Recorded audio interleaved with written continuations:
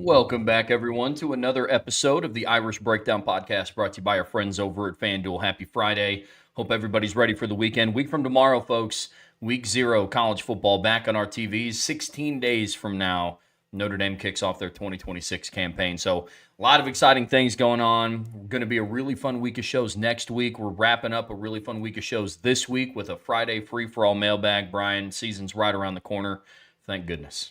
I cannot wait.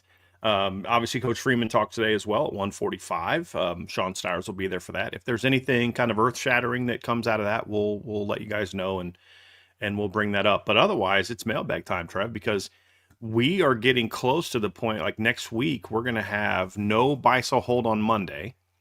This particular Monday, no buy sell hold. The game week Monday, we'll have a buy sell hold, but this Monday we won't because we're going to be We're going to be going through our conference predictions, and we're going to do our preseason top 25 next week. We're going to do our bold prediction show next week, and then Friday, no mailbag next Friday because we are going to do our season prediction show on Friday. We're going to go through, we're going to make our playoff predictions. We're going to tell you what we think Notre Dame is going to do, and we are going to have an absolute blast talking about how this season is going to go. So I'm excited about that. Trev, I know you're excited about that, but next week is going to be so jam-packed. I'm excited about it. I know you're excited about it. Let's get rocking and rolling. And of course, today, Trev, you guys know the deal. This is for our YouTube people, right? Buy, sell, hold. The submissions can only be from subscribers to the message board. Mailbag, however, is for our YouTube people. Sometimes they're the same. They're also on the channel, but sometimes they're not. And for those who have yet to bless themselves with the board, and you are depriving yourself of something awesome, in my opinion, because of the magazine alone, it's worth signing up for membership. But the in-season breakdowns are going to be doing, the all-22 film breakdowns are going to be doing. Like, we got to bring a whole new... I mean, there's some stuff we've always done with our package, but Trev and I went over our in-season content package, and there's some new stuff we're going to have out on Mondays and Tuesdays especially that is going to be a lot of fun.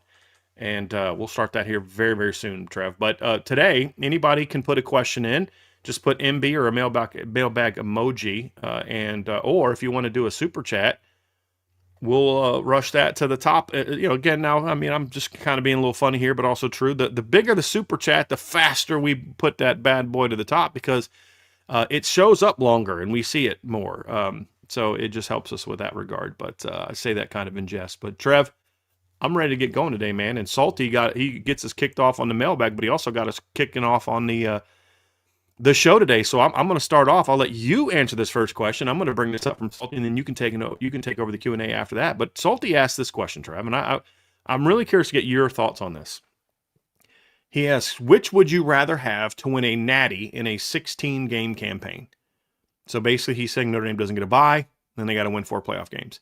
A top 5 O-line without depth at each position, or a top 10 to 20 O-line 3 deep at each position. And I took the depth as referring to the O-line depth in this one. So, Trev, a top 5 O-line without depth at each position, or a top 10 to 20 O-line 3 deep at each position.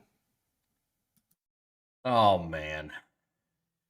The analyst in me immediately goes to, okay, what's my 2 to 3 deep look like on the offensive line? If would it still be a top 10 to 20 offensive line going into the depths, but my starters are top 5, or what does that look like?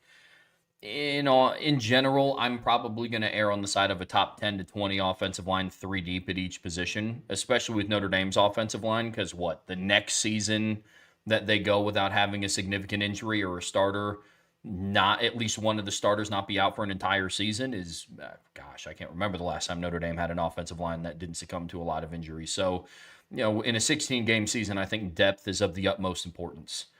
And that would be the side that I err on, is making sure that you have enough to make it through a 16-game season. It would do Notre Dame no favors if they had a top 5 offensive line, but 2 or 3 of them didn't make it past game 8 or game 9, because then that makes the remaining schedule that much more daunting. So, depending on what the skill positions look like and what the rest of the roster looks like around a top 10 offensive line versus a top 5, I would go that as long as there's depth. I'll go top 5 O-line. That's a great answer. Well said, Trevor. I'm going to go top 5 O line without depth at each position, because one thing you have to give Joe Rudolph credit for, and again, with Joe Rudolph, there's things I give him credit for and things I criticize him for. One thing he has done, and sometimes to my dismay, is he cross trains the heck out of everybody. So you don't necessarily need to be 3 deep at every position over the course of a 16 game season. You really just need like 7 to 8 guys that can play in the normal rotation, kind of like the NFL. You know, when you look at it, you need someone that can play tackle, you need someone that can play guard, and you need a second guy that can snap the football, especially with Ashton Craig's injury history in the past. So that is absolutely something that depth is important, but I don't know that a top 10 to 20 offensive line is going to be able to get to game 16. Even, you have all that depth, but if they're 10, maybe it's good enough if everything else is good enough, but if it's closer to 20, you're not getting to game 16. I don't care how good your depth is. All your whole 3 deep can be sitting at home watching the championship game together. In my opinion. So I would prefer to go with the top 5 O line, because again, it doesn't assume that there's nobody after the top 5. It just says you're not deep at every position. I'd say it's your job as a coach to get 7, 8 guys ready to go like they do in the NFL, and be ready to rock on. Hey, maybe he would do such a great job with that some of the NFL would say, hey, we need to go get that guy, and he would bolster his career with that opportunity. So that's kind of where I'm at. Yeah, that's with fair. that one. Yep. So good way to kick things off, Salty. Very, very well done. Very well done. And he's got a bunch of them, so we'll get a couple of his now, and then we'll try to mix in some other folks as well. From Salty, it seems likely that teams will try to disguise coverages to keep Carr from picking them apart. Is one likely remedy this season Ian Premer releasing into a vacated space as an outlet target? I mean, a remedy at times against certain looks. There's a lot of different things. Sometimes releasing into a vacated space as an outlet target. Well, if you know where the outlet's going to be and you know where the vacated space is going to be, then they're not doing a very good job of disguising their coverages. I think what you do is you built in, you have some concepts that are kind of built in to attack different things. Teams just don't run like as much like pure cover 2 or pure cover 4 or pure cover 3 as much anymore. They have different coverage variations. They may run 4 to one side, 2 to another, 4 to one side, man on another, 2 to one side, 3 to another. There's all types of different variations that they'll do. They'll do pattern match. There's all types of different coverage structures, and you've got to have stuff built in that where it's like, this is only good against this team. Like you may say, hey, look, we want to run smash against cover 2. Smash is an outside hitch, inside corner route, or you can invert it. They'll do like a burst corner with number 2 and then a slide by or a burst corner number 1, slide by number 2, and, ISO sort of that flat defender. Well, if you get cover 3 against that, then it doesn't really work well unless the flat defender doesn't bust to the flats, and then you can still bang the hitch outside. So then what you do is you built in your backside read with it to say, hey, if they go cover 3 and take that away, then we're coming to the backside high-low where we've got something else backside, we've got double post backside, or whatever the case may be, where there's something built in to attack that concept. Maybe it's like, hey, we know that they like to run cover 2 out of this look, so then you can get yourself into some of those good situations where that you have a chance to get that, but your quarterback's got to kind of know where to go with football if it doesn't get there. But sometimes that could be, releasing someone into a vacated spot, whether it's Ian Premer or somebody else. But if CJ Carr knows where that vacated spot is going to be, then he can manipulate things in a way to make sure that he's getting the ball to the open guy. But yeah, it's a good question. Yeah. From Bobby S., if the coaches believe the best combo is Otting and Craig, with Absher being the 6th man over Craig and Absher with Otting being the 6th, why is that bad? What if Otting is just better than Absher right now? Okay. What if he is? If he is, then he plays. It's not a really complicated thing. I don't know that he is. He didn't play better last year, in my opinion. And it's not even so much about that. It's here's the issue. So let's say you move Ashton Craig to guard, and you bench Sullivan Absher, and Ashton gets hurt again. And okay, great, you have him in there. What if you move, Otting to guard or whatever the case may be? Well, that's fine. You've got Sullivan Absher ready to go. Oh, okay. The notion that, hey, if he's better, he's better. I just don't think that he is. And with all due respect, Joe Rudolph doesn't have the track record to warrant our blind faith in his decision making with starting offensive linemen. Because the next time that Joe Rudolph puts the best 5 on the field for the start of the season will probably be the first time that Joe Rudolph puts the best starting 5 on the field in the proper way. It's just not something he's done. I'm sorry, it isn't. Going back to 23 when he just refused to put Billy Schrouth in the game and Ashton Craig in the game, and 24 when he moved Rocco and Pat Coogan all around and then left Sam Pendleton there and says, hey, let's go with the young guy and let's put the redshirt freshman right next to the true freshman to go against Texas A&M. And it worked out okay that game. And it didn't work out well the next month until they were forced to make changes. Last year, you could argue maybe, but then he didn't build the depth the right way because you didn't have your current starting left tackle playing any snaps at left tackle. So you can blindly have faith in him all you want. Not you, Bobby. I'm saying anyone in general, but I usually don't give people the benefit of the doubt until they've earned it.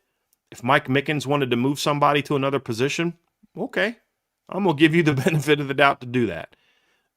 Joe Rudolph has not earned the benefit of the doubt, in my opinion, in that regard. So maybe he is. Some people are just never happy unless there's controversy or drama.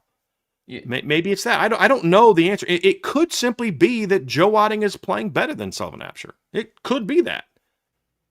But if that's the case, great. Here's the thing. I don't have Sullivan Absher's my second cousin and we've known each other at family reunion. That's not true. I don't know him. Never had a conversation with Sullivan Absher outside of interviews. I don't know his family other than saying hi to them at an airport after a bowl game. That's it.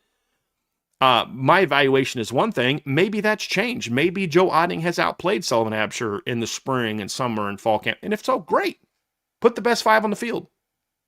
Wonderful. Problem solved. I just don't know that I necessarily agree with that. Now, this could also be their line of thinking. The line of thinking could also be, we don't want to bring Ashton back to center. Because remember, I brought this up before we knew of any of the position switches. The idea of we're going to put Ashton to guard because and then whoever at center, my theory at the time was move Knapp to center. Remember this, Trev? I said the reason I said was because if Ashton Craig comes back and gets hurt again, I'd rather replace a guard than a center. If that's the line of thinking here, I'm okay with that. If it's listen, it's, maybe Sullivan is slightly better than Joe, but Ashton's better than Sullivan and Joe, and we want to get Ashton back in the lineup. He's a fifth-year senior. He's talented. He's one of our leaders. But we're nervous about putting him back to center because you don't want to lose that continuity with your quarterback if he goes down again. That's a very reasonable thing. And if that's the rationale, all right, good on you, coach. I maybe would have thought through that a little bit differently, and maybe I would have put Anthony Knapp at center and let him try to learn it. But if that's your rationale, okay, cool. I'm okay with that. That makes a lot of sense, and it's something that we've proposed. So there are scenarios, Bobby, where Joe Otting and Ashton Craig in the starting lineup together could be your best 5. It could be. We're not saying it isn't. And we've never said it's bad. However, on a team where pass blocking is going to be of the utmost importance, Sullivan Absher has proven to be a significantly better pass blocker than Joe Otting and Ashton Craig. And there's value to that. Now, if he's not doing anything in the run game, that's a concern. But we saw him play 5 games last year where the run game had 2 300-yard performances. You know what I'm saying? So I have a hard time believing that. Sometimes coaches just kind of get a little burr up there, about a certain player. Maybe that's it. And it could simply be as simple as Joe Otting is outplaying him. It could be that. Could be that. I think some of this is a mountain out of a molehill because we don't have a lot of data.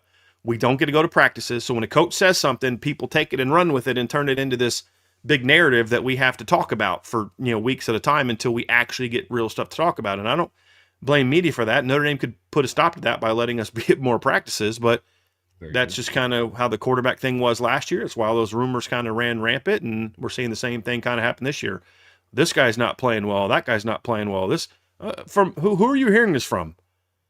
You know what I mean? Because people aren't at practice. Maybe it's that, and it could, like I said, Trev, be as simple as Joe Otting is out playing Sullivan Absher, and if so, play the best 5.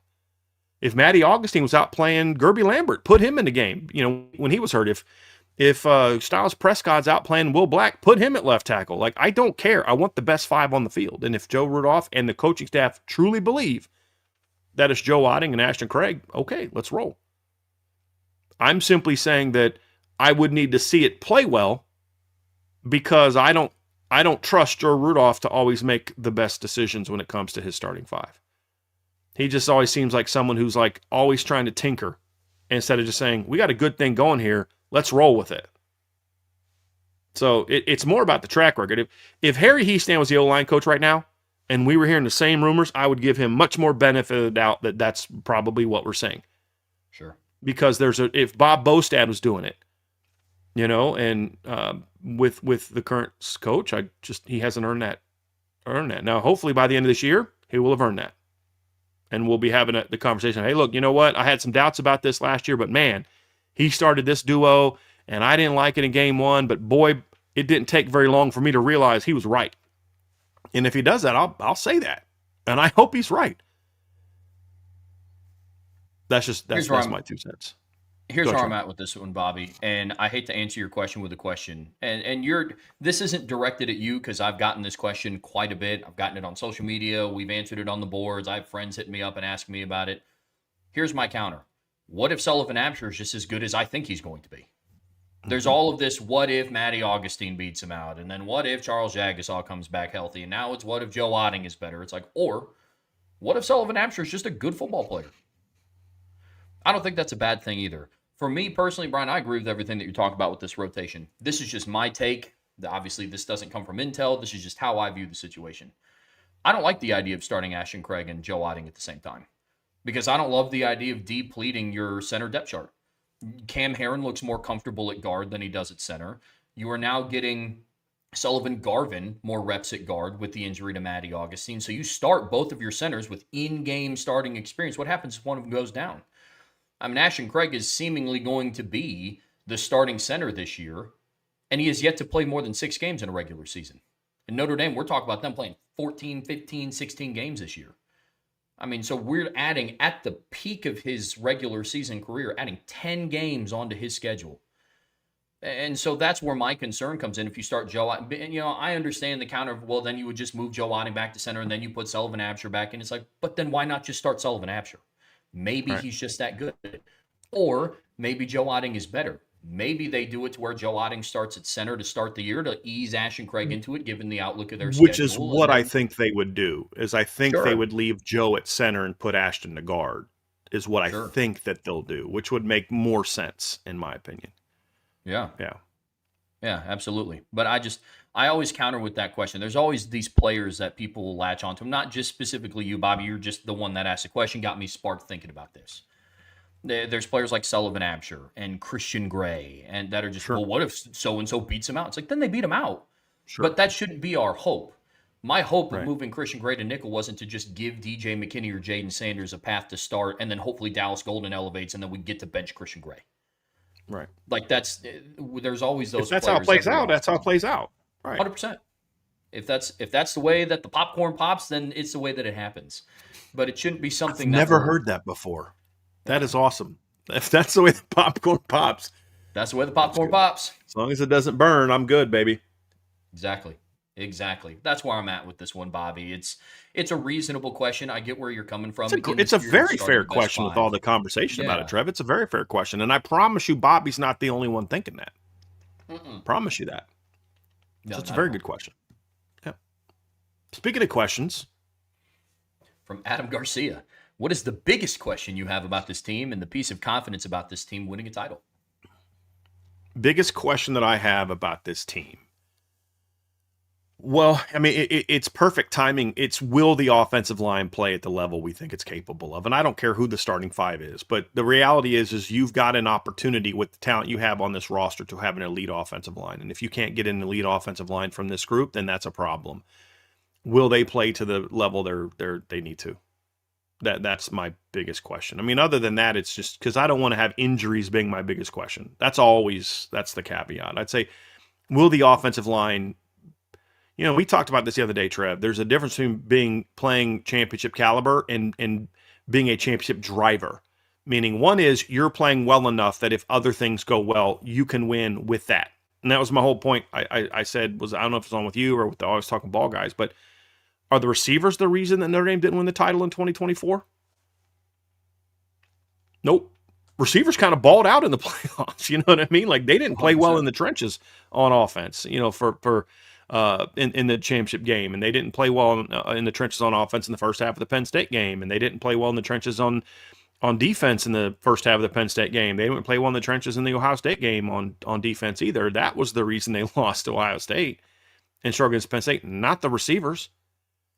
But are the receivers going to be the driver of a championship? Meaning, like, you're winning because that group is like that kind of elite group, and I don't think you need that at receiver. I do think you kind of need that or something close to that on the offensive line. And it's not that I'm like somehow like down on the group. It's just I think they're capable of it. I'm hopeful that they play that way, but until they do, that's my biggest question mark. I think I'm just not as concerned about the defense, because even if we all assume the worst case scenario that Chris Ash comes out and he's running this really passive, soft defense, Marcus Freeman's not going to allow that to continue for very long, just like he did last year. And I don't assume he's going to do that. I don't think he's going to do that. I mean, right. It's just kind of my 2 cents. But that you can kind of overcome the coaching a little bit on defense, even if he's not great. It's easy, more so than you can on offense. Because the difference between last year there was always these comparisons between him and Brian Van Gorder, which by the end of the year became absurd. But just let's take that barb for a second, right? The problem with Brian Van Gorder's stuff is it was unsound. It was unsound, and it would leave wide open guys. Chris Ash's defense is not unsound at all. It took some time to get used to it, but it's not unsound. When guys were giving up big plays last year, it was somebody biting on a double move. It wasn't they didn't understand the coverage and left somebody wide open. It was Dallas Golden getting beat on like an out and up. It was Christian Gray getting beat on an out and up against Stanford, or a nod stick move against USC, things like that. It was never, like blown coverage after the first game. And like even the first game. I mean, you had the one blown coverage on the wheel route. Again, another double move. But like the big play against the 2 big plays against Miami, that was just Malachi Toney or whoever smoking Carson Hobbs and a Don Schuler not making a play on the football. It wasn't like they don't have a clue what coverage this is. It was bad execution. And what this is going to be unpopular, but if you actually go study Chris Ash's defense and Clark Lea's defense, they're very similar. Very similar. Bend but don't break. Don't give up a ton of big plays, although they gave up too many big plays last year. But again, a lot of that was kind of early and on 3rd and long. There's some things, but it's very much like the Clark Lee defense. Bend but don't break. Keep everything in front of you. Shut down the run, and you're going to be okay. Well, Notre Dame had some really good defenses under Clark Lee, and they'll have some really good defenses under Chris Ash, but this is a more talented defense, in my opinion. So I'm just not as concerned. I have questions whether or not they're going to play like a top 3 defense, but I have no doubt they'll play like a top 10 defense, because they did that last year. And everything that they did in the first 2 games to struggle, I can point to as saying, hey, they were put in similar situations later in the year, and they didn't give up those same kind of plays. And so that's why I still say offensive line for me is the biggest question. Biggest piece of confidence, Trev, is this is an elite championship caliber roster. Will they play like it? Don't know.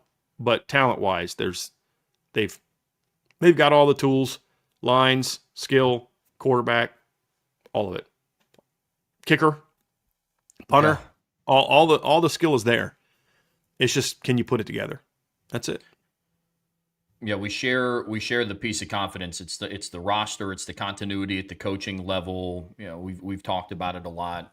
Returning coordinators. I agree with your biggest question. I'm going to go more big picture with it. I've said this before, I'll say it again. It's, can you maintain the same amount of fire week over the course of the regular season? Mm-hmm. I mean, it's been from December 7th to September 6th of talking about leave no doubt and, making sure that it's not in the hands of anybody else. Don't send it to the judges and leave no doubt with everything that you do. kind of that fire of, we were left out of the playoffs. We didn't handle business. The committee snubbed us, yada, yada, yada. And I'm worried that through the first 4 games, if they play to the level that we think they're capable of, they are not going to play in a close game until they get to October 17th. And that might not even be a close game. My At least concern, not by the end. Yeah, sure. agree. My concern is that fire gets extinguished over the course of the season, and they're like, yeah, we are good. We're Like, the bee's knees, baby. Yeah. Yeah, like that is my biggest question is, can you maintain that fire on a week-to-week basis? Because I would also be lying if I was a 19, 20-year-old with this much expectations on my shoulders that I'd be able to look at Rice and Purdue and Stanford and North Carolina the same way that I look at Miami and SMU in the college football playoffs. Granted, there's also a reason I never played for Notre Dame, so maybe that's the difference. Well, But that's a no, that's a they piece that will. concerns me. They'll overlook those teams. There will be a couple games they overlook. That's fine. There's overlooking, and then there's just like not respecting, and that's the thing is there will be games where Notre Dame. I'm just telling you guys right now, there will be games before BYU where Notre Dame comes out flat in the first half. They will. They'll give up a big play on defense, or they'll not look like they're because I don't care how much you do it. This happens at the professional level. You'll see all the time some really good team gets beat by. They got beat by that team. How'd the number 1 seed lose to the 2-10 whatever? Look, even professionals have days like that at every level. It's just a part of it. You just hope that in those days the talent is such and the coaches are able to kind of route. But that's human nature, guys. That's absolutely human nature. But you just hope that happens against Rice and not BYU. You know what I mean? You hope it happens against, sad to say it, Purdue and not SMU. That's kind of my thing. And as long as but Trev, they will have days like that, and that's okay, because everybody has days like that. I mean, Bama's first title team in 2009, they went undefeated, and what's funny is that year their closest game, I would argue, was against a 7-6 Tennessee team. Remember that? Terrence Cody blocked like 2 field goals and an extra point in like a 12-10 win. That was their closest game all year. They beat number 7 Virginia Tech by 10. They beat number 20 Ole Miss by 19. They beat number 22 South Carolina by 14. They beat number 9 Miss LSU by 9. They beat number 1 Florida by 19 in the SEC title game and beat number 2 Texas by 16. And then they beat Tennessee, who went 7-6, lost to UCLA, lost to Auburn, lost to Ole Miss, got blown out by Virginia Tech in a bowl game. They beat them by 12 and needed Terrence Cody to block like 2 or 3 kicks to win that game because they overlooked Tennessee. It happens. That's a team went 14-0 and won a national championship. You know what I mean? It happens. To 0-1 Miami struggled to beat Boston College in 0-1. Yeah. Beat a ranked. Who was it they beat there? I think it was like Virginia Tech or Syracuse, I think. But they annihilated some top 25 team late in the year, but struggled to beat Boston College. Yeah, they beat number 12, number 14 Washington 59-0. Beat number 12 Washington 65-7, but needed like a defensive return for a score to beat BC 18-7. And BC was not ranked that year. BC ended up ranked number 21 at 8-4. But that was their close game. It just happens. That's how football goes sometimes, because we are talking about 18 to 21 year olds. And they're Notre Dame caliber athletes and Notre Dame caliber maturity, but they're still 18 to 21 year olds. You know what I'm saying? And they're just going to have days like that. You just hope that the coaches are able to kind of make sure they're in a position. Because I said this, look, if Notre Dame 26 was teleported back to 2024, and this roster played against Northern Illinois, and they played with the same lack of fire, the same lack of discipline, the same lack of toughness that they did in that game, they would not play well, but they'd still beaten NIU by double digits, in my opinion. Yeah.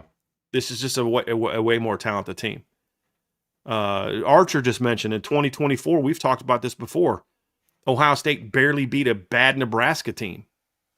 They lost to a mediocre Michigan team right before winning 4 straight playoff games by double digits.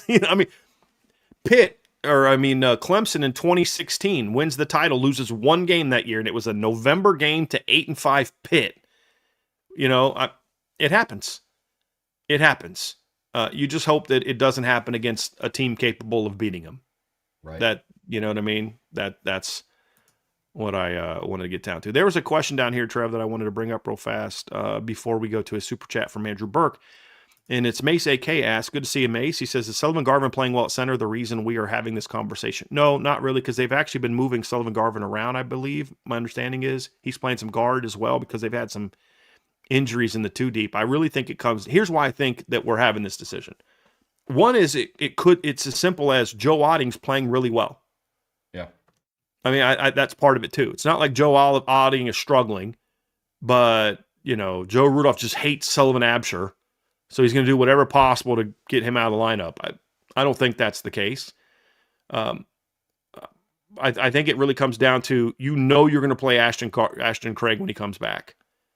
I think a lot of it just comes down to what makes the most sense when he comes back. And I think there's a thought that I think playing him at guard could make sense. It's something we brought up. So let's just say it's close between Sullivan Absher and Joe Otting. And Sullivan Absher's slightly better than Joe Otting, but it's close. But when Ashton Craig comes back, he's better than either of them. If it's close, maybe you feel like putting Ashton Craig over to guard would make more sense because it's easier to replace a guard than it is a center. Does that sound familiar? That's something I said back before the spring. Back before we knew that they were going to move Anthony Knapp around, we were advocating, hey, moving him to center maybe, and this is the reason why. So I think that's primarily the reason is what's the best lineup when Ashton Craig comes back? And do you want to put Ashton Craig back at center in case he gets hurt again? And now your quarterback has to learn a relationship with a new guy that he hasn't. Because you got to think about it. CJ doesn't have a whole lot of experience playing behind Ashton Craig. Like last year, 6 games, and then he's out. He didn't have him second half of the year, didn't have him all spring, and hasn't had him for a lot of the team periods in fall camp. So that I honestly think is the driver behind it. Now, I have heard that Sullivan Garvin's playing really well. I've also heard Charlie Tom's having a really good fall camp as well. We put some intel about him before camp, and I've heard he's played very well also. So, but that's not, those guys aren't factoring into this particular conversation. But it's a good question. Super chat from Andrew Burke. Appreciate you. Notre Dame makes the playoffs and the first round bye. What teams would you want to see Notre Dame beat on the way to winning the national title that would be most satisfying? Well, we get asked this question a lot, Andrew, and honestly, it always changes because it's kind of like, well, who am I pissed at right now? You know what I mean? It's got, so it's like, I wouldn't have cared, Andrew, if you'd asked this question a month ago, and I think we might have been asked this question a month ago. I wouldn't have said Indiana. I didn't care about Indiana at the time. Now I'd kind of like to beat Indiana on the way to championship. You know what I mean? The one team I wouldn't mind beating, but I honestly don't really care as much about. I don't really care about playing Texas Tech. It'd be nice to smack them in the mouth a little bit, but I feel like if you beat them on the way, then you're going to hear that, yeah, but you had to beat Indiana and Texas Tech, and that took away a little, So if I could say anything, I would love to see, let's say they get a bye. I'd love for Notre Dame to play.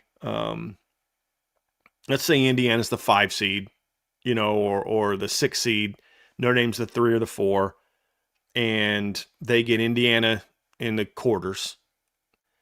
Then you go to the semis, beat Ohio State because you got to slay that dragon, and then go to the championship game and beat one of the SEC teams, Georgia, Texas, Bama, one of them. That would be the ideal path for me. I don't want USC in the playoff. They don't belong there. And I definitely don't want them in the quarters if Notre Dame gets a bye, because that means USC got to the playoffs and won a game. I will not be rooting for that to happen.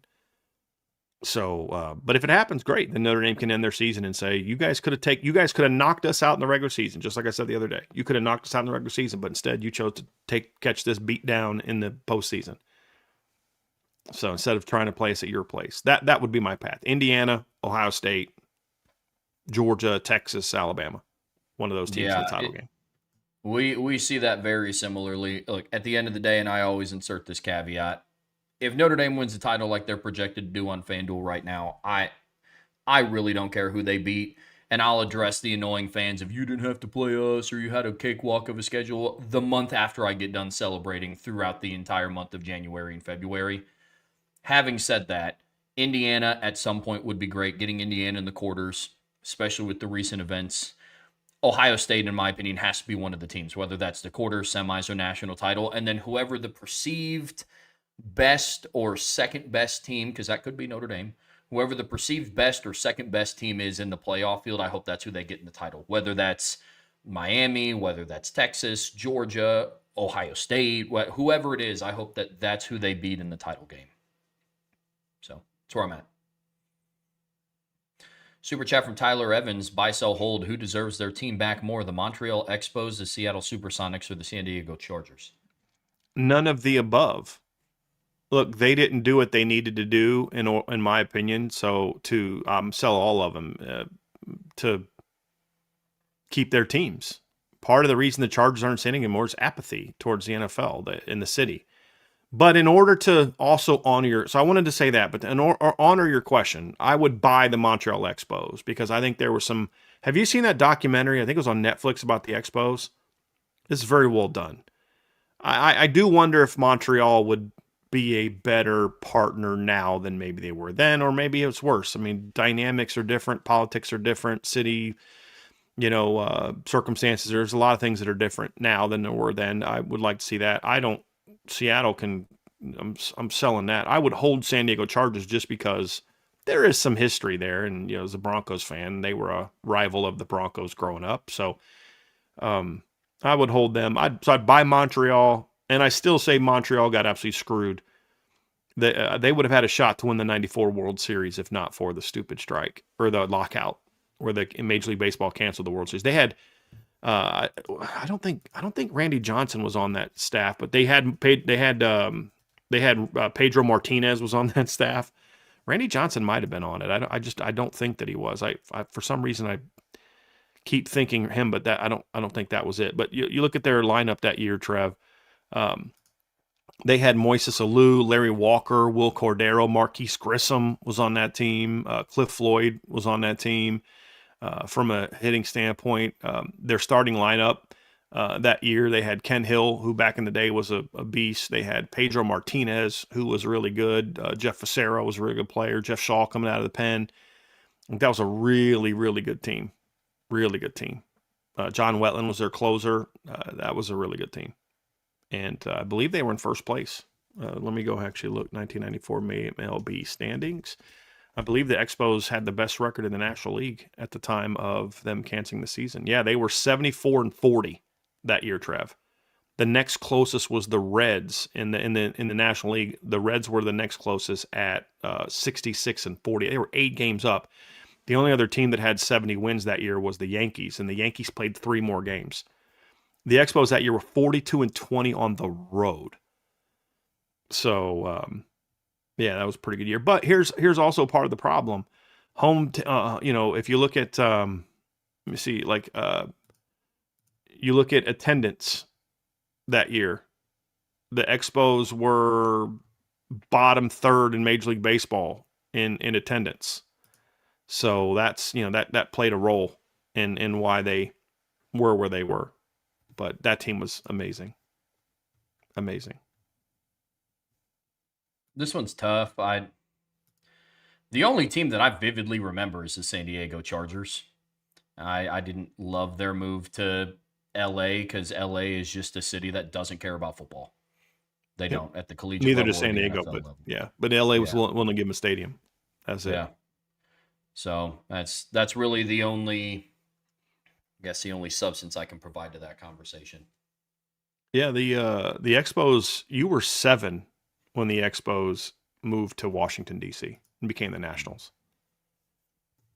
So that would explain that.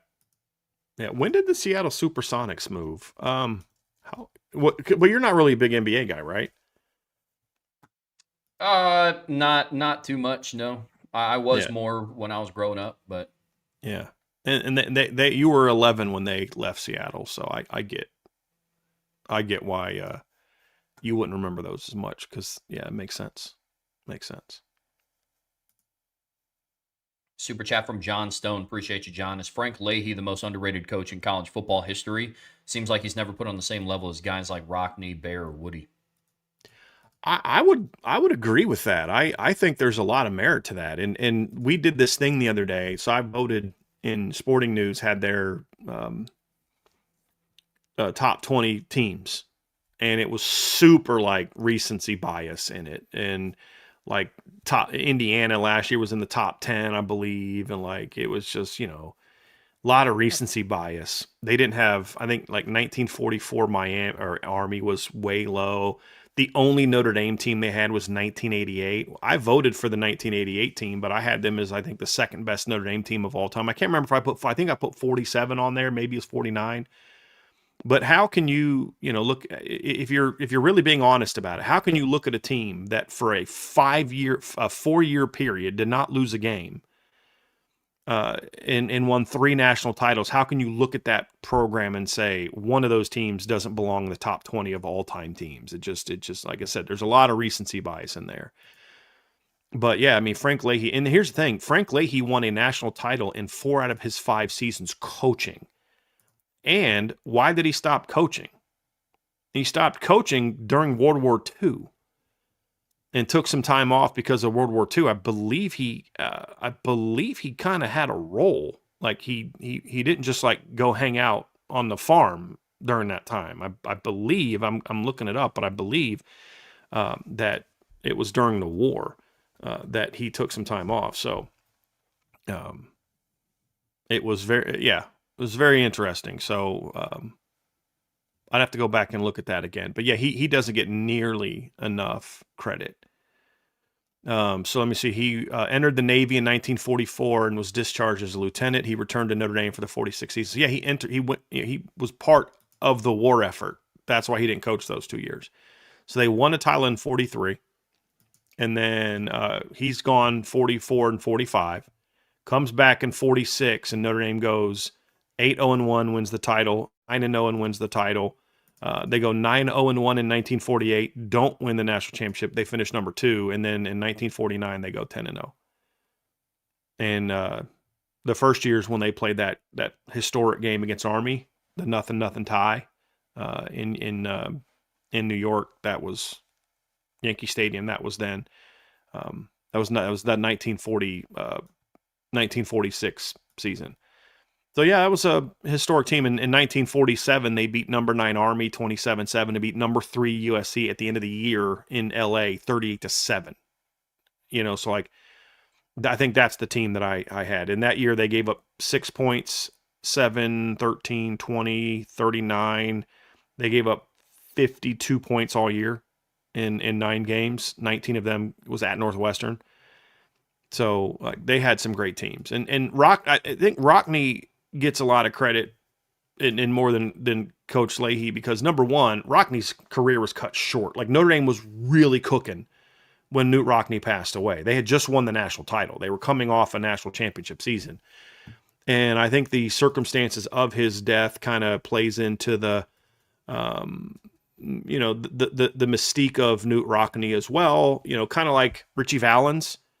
I mean, I've listened to La Bamba and some of the music, but like, is he really known because of him being a great musician? He was a good musician, but like, there's also the circumstance of his death, which then led to the movie, which, that kind of thing. So I think that factors into it. They had actually won back-to-back championships during that when he passed away. So I also think that with Rockne, he was the innovator. Like he was the guy that laid the foundation for what was to come. And that guy's the OG kind of thing is always going to get that understandable respect. So, and he was more, you read about him, he was more, gregarious and outgoing and all those type of things, where Frank Leahy was more of like that hard-nosed taskmaster and, that kind of thing. So I think there's reasons for it, but no, look, Frank Leahy's one of the greatest coaches of all time. There's no question about it. But I also understand why Knute Rockne is considered that guy as well. Because if you look at it, Trev, of the Notre Dame coaches, I'm actually going to look this up real quick. Let's see here. Actually, they don't have that. So I want to see all time. But yeah, I believe that Newt Rockne is like near the top in win percentage. Him and Frank Leahy are both near the top in win percentage. Yeah, Newt Rockne is number 1 and Frank Leahy is number 2 all time. And so I think that factors into it as well. And the reason he didn't win as many championships is because he sadly, tragically passed away in a plane crash. So like I said, they had just won 2 in a row. But the thing about Frank Leahy too, that where he deserves a lot of credit, is Frank Leahy was 20-2 in 2 years at Boston College in 1940 and led Boston College to the number 5 AP ranking, and that got him the Notre Dame job because Notre Dame had kind of fallen on some tough times, and they weren't very good. They were good, but they weren't as good. Elmer Layden was a good coach, but he just couldn't take him over the top. Highest ranking was 5. They had 2 years where they went unranked, and they went 7-2 his last 2 years, and that kind of stuff. He just couldn't get him over the hump. So, frankly, he did quite impressively. But yes, he belongs in that conversation. Super chat from Tyler Evans. Appreciate you. BD, great show on the Talking Ball podcast. Thank you, sir. We're rolling with the Friday free-for-all mailbag here on the Irish Breakdown podcast, brought to you by our friends over at FanDuel. Great questions so far today. Entire show dedicated to answering your guys' questions, and not disappointing, per usual. Yeah, I've got a little super chat here from Patrick Earwood. Thank you very much for that. Let's see here. We got a question from Patrick. The talk is about Notre Dame is overlooking Wisconsin is a terrible take, or is it reasonable? So question for you, Patrick. What's the premise for this? Is it just, I have not heard any talk about Notre Dame overlooking Wisconsin, but I also don't listen to anybody else. Is there this conversation happening, Trev? Do you have some context for this question that you know of? The only thing that I've seen was there were a couple of like Wisconsin guys that cover the team that talk about Notre Dame might overlook them. Gotcha. And Wisconsin might have the talent to sneak up on them. But outside of the one Wisconsin Badgers podcast, I haven't heard anybody talk about it. I think it's always a fair question to ask. If we haven't seen the team play, it's a fair question to ask. Will Notre Dame overlook this team that stunk last year? That's a fair question to ask. Or I should say, it's a reasonable question to ask. I don't expect Notre Dame to overlook Wisconsin. I think there's a greater risk of overlooking opponents 2, 3, 4, 5, and 6 than there is opponent 1, because this is their first chance to go show the world, here's who we are. So I don't think Notre Dame's going to overlook Wisconsin. That doesn't mean Notre Dame's going to be super, super sharp in the first half against Wisconsin. It's the first game of the year, but they won't it's not because they're overlooking. It's just, again, first game, you kind of get on the same page. Sometimes they look like $1 million, and sometimes, they need a half to kind of get rolling. But I don't think it's not a terrible take. It's a fair thing to discuss, especially if you're Wisconsin. Because honestly, guys, if you're Wisconsin, don't you kind of have to believe that? Because if you're a Wisconsin fan and you are just completely sold on the idea that Notre Dame is going to come into this game ticked off and ready to show the world who they are, that's not going to be a great proposition for you. You're not going to be super excited about that. What gets you excited as a Wisconsin fan is, hey, look, they're not worried about us. They're looking ahead to BYU and Miami and SMU, so we're going to catch them sleeping, and that's our chance to win. Because they know. Deep down, they know. They know that if Notre Dame shows up and plays Notre Dame football on that Sunday night, that they're not only going to lose, they're going to lose bad. They know. So do you want to say that to your fans, or do you want to say, hey, maybe they overlook them and Wisconsin's good enough to sneak up on them if they are? Sure, that makes a lot more sense. That's what you got to hope for. So, but it's always reasonable until you see a team play. All questions are reasonable that are actually like possibilities. Like, is it reasonable to expect Notre Dame to run for 350 yards a game? Oh, come on. No.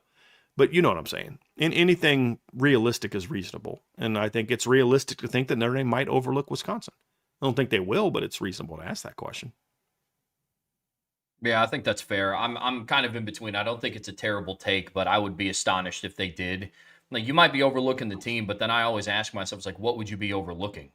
Like, if before you even kick off for a season, you're already looking forward to November 7th, then this team does not have the level of focus that we believe them to have had in Yeah. January, February, March, April, May, June, July, and August. So you might overlook their talent. So I think that's the reasonable part. But if they're overlooking Wisconsin ahead to November 7th, Yeah. then this team is just not the level of focus that they need to Right. be. So that's how I view this one, Pat. Agree. From Muhammad Abdi, if CJ Carr plays like a Heisman favorite and Moore continues to be the best cornerback in college football, how far can that help in the modern game? Can only think of it being effective for LSU in 19, Bama in 20, and 13, Florida State. I mean, look, if CJ Carr plays like a Heisman Trophy, legit Heisman Trophy favorite, if he plays like one, he is one. But if he, just because you are one doesn't mean you're going to play like one. We could go back over the years and find a lot of Heisman Trophy candidates who didn't play like Heisman Trophy candidates. Wasn't the kid from LSU getting some Heisman Trophy love last year? Wasn't Garrett Cade Nussmeier? Klubnik getting some? Yeah, and Cade Klubnik was getting some Heisman Trophy love early last year. I mean, One, you never know.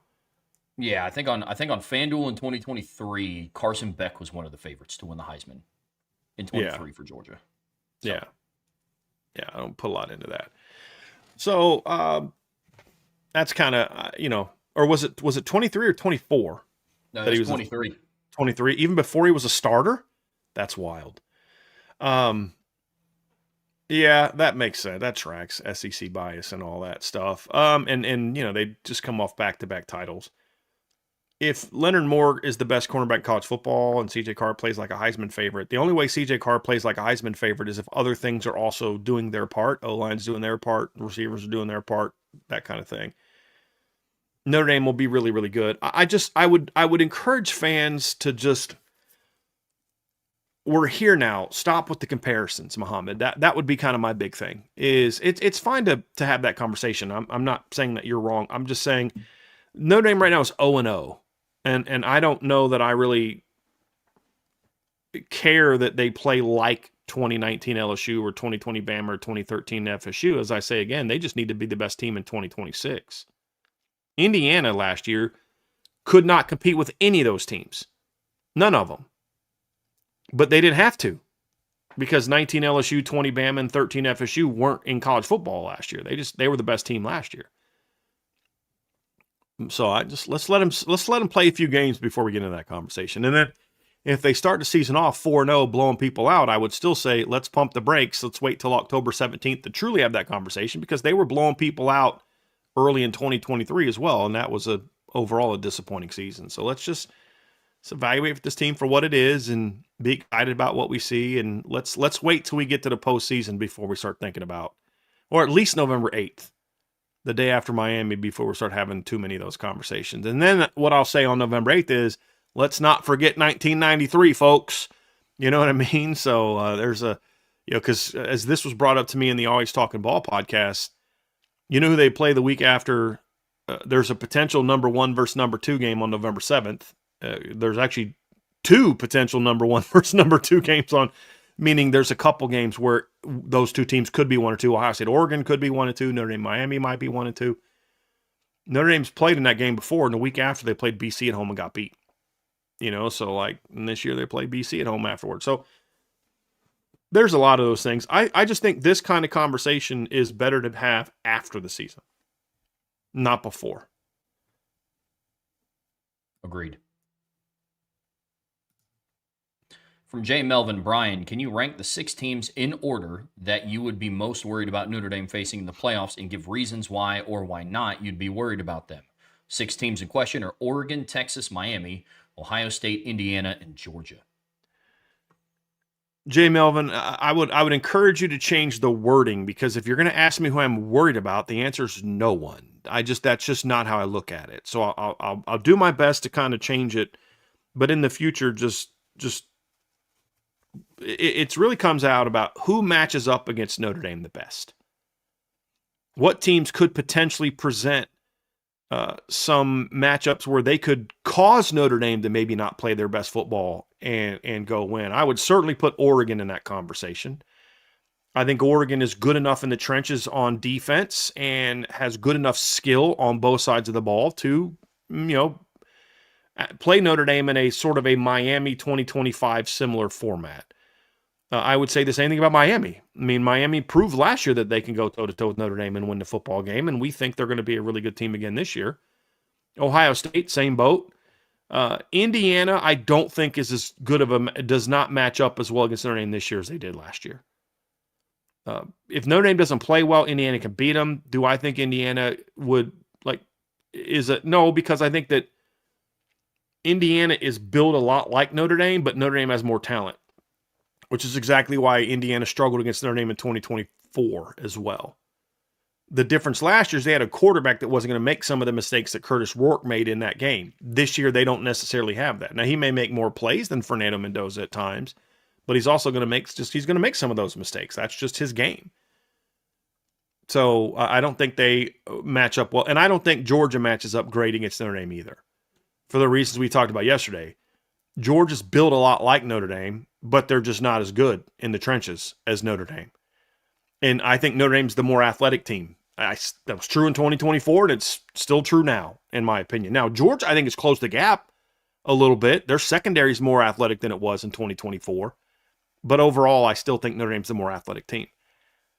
If I were to add anybody into the conversation, people aren't going to hear this, but I think Oklahoma is a team that could potentially present some matchup concerns if their O-line steps up and plays the way I think it can. It's got to play a lot better than it has the last couple of years, but they've been trending in the right direction. But their defense is definitely salty enough where they could create some turnover problems and some, read problems for CJ Carr and some mistake problems for CJ Carr. But if their offense can't be better, then what'll happen is exactly what happened against Ole Miss last year, where you kept it down for a while, but your offense kept putting Ole Miss back on the field, and eventually Ole Miss is going to make plays and hit some big plays or go on drives and things like that. And same thing would happen to Notre Dame. But those are the teams that I think present the toughest matchup for Notre Dame. Yeah, of these six, Jay Melvin, I'm not going to put them 1 through 6. I'll just kind of separate them between 3 teams and 3 teams. Teams I would put in the top half is Oregon, Miami, and Ohio State. Teams I'd put in the bottom half is Texas, IU, and Georgia. For Oregon, they have one of the teams athletically, especially on the perimeter, that can compete with Notre Dame's athletes on the perimeter. For Ohio State, it's kind of simple. Marcus Freeman is yet to beat Ryan Day. That is a factor. We can break down rosters and we can break down this and there'd be a lot of validity to it. But that is a piece that would concern me in that matchup. And then with Miami, I have Notre Dame beating Miami in the regular season. I've already given that prediction. I'll talk more about it next week. It's very hard to beat a team twice, especially when you meet them in the playoffs. So that would be that factor. And then I agree with everything that you said about Texas, Indiana, and Georgia in those matchups. So that's where I'm at.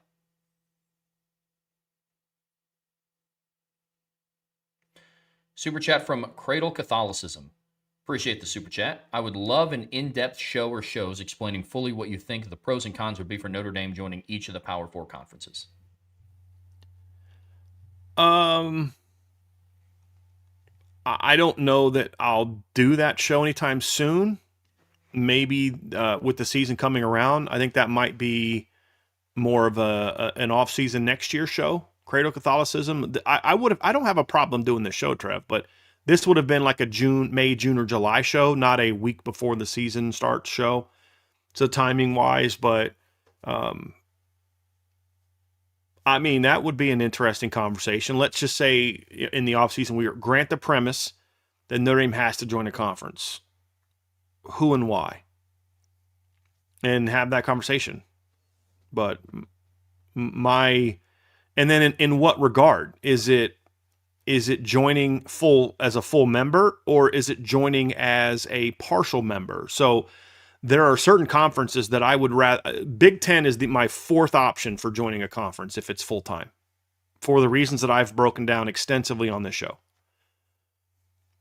But if the Big Ten was willing to allow Notre Dame to be a partial member, play 4 or 5 games a year like they do the ACC, I'd take that deal. As long as Notre Dame was able to advocate for some, hey, we're going to play this team, we're going to play USC every year. So that's one. We're getting them every year, number one. It's the last game of the year. You know what I mean? It's saying, you get Ohio State, Michigan at noon, and you get us at 3:30. Your TV partners will love that. They'll make their year's money on that weekend. You know what I mean? Um, and we're going to play one of Michigan State or Purdue or Michigan every year as well. At least one of those, no more than two of those teams every year. And then after that, you can play 2-3 more teams every year, and you give us whatever round robin that you want. Or you could even do something like, hey, we're going to play USC every year. We're going to get one of Michigan, Michigan State, or Purdue every year, and we're going to get one of, you could do something. You could set it however you want it, but I would simply have it as the two requirements. We're going to get USC every year, and we're going to get one of Purdue, Michigan State, or Michigan every year. No more than two, but always at least one. After that, you can do whatever you want to do with it. I would have some stipulations in that regard, but that would be it. But it would change my answer. So we could have a fun conversation doing that. It's just that's going to be more of a next off season show. But I actually think that'd be an enjoyable conversation because we wouldn't agree whether it's you or I or us in the chat. Like everybody's got their different opinions. There's some people, Notre Dame fans, that are dead set on. I actually want Notre Dame to join the Big Ten. I would never want that to happen as a full-time member. I'd rather join the AAC than to do that. You know what I mean? So we can have some of those conversations. I think that'd be a fun show to do. Yeah, I do. But just the timing of when you asked is going to make it tough to do that between now and the season starting. Super chat from Patrick James. Appreciate you. Who could you see being this year's September Heisman winner, a la Geno Smith in 2012 or Leonard Fournette in 2015? Oh, Jade Maeva.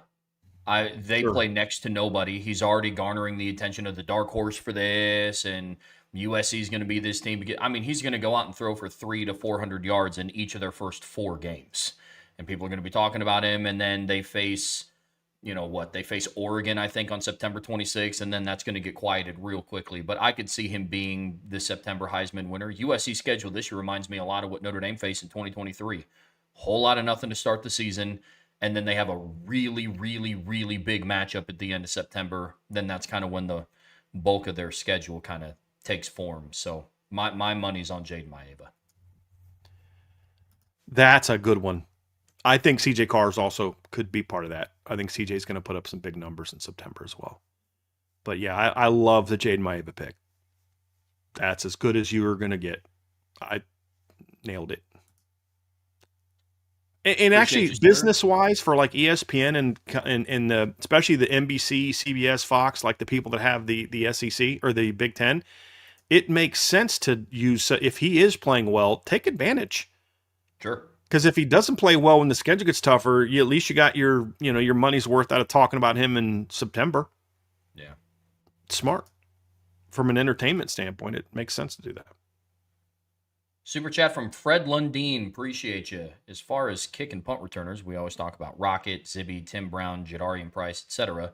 Do y'all remember Allen Rossum? My favorite was the 96 Pitt game when 3 punts were returned for touchdowns. Rossum 2 and Autry Denson had 1.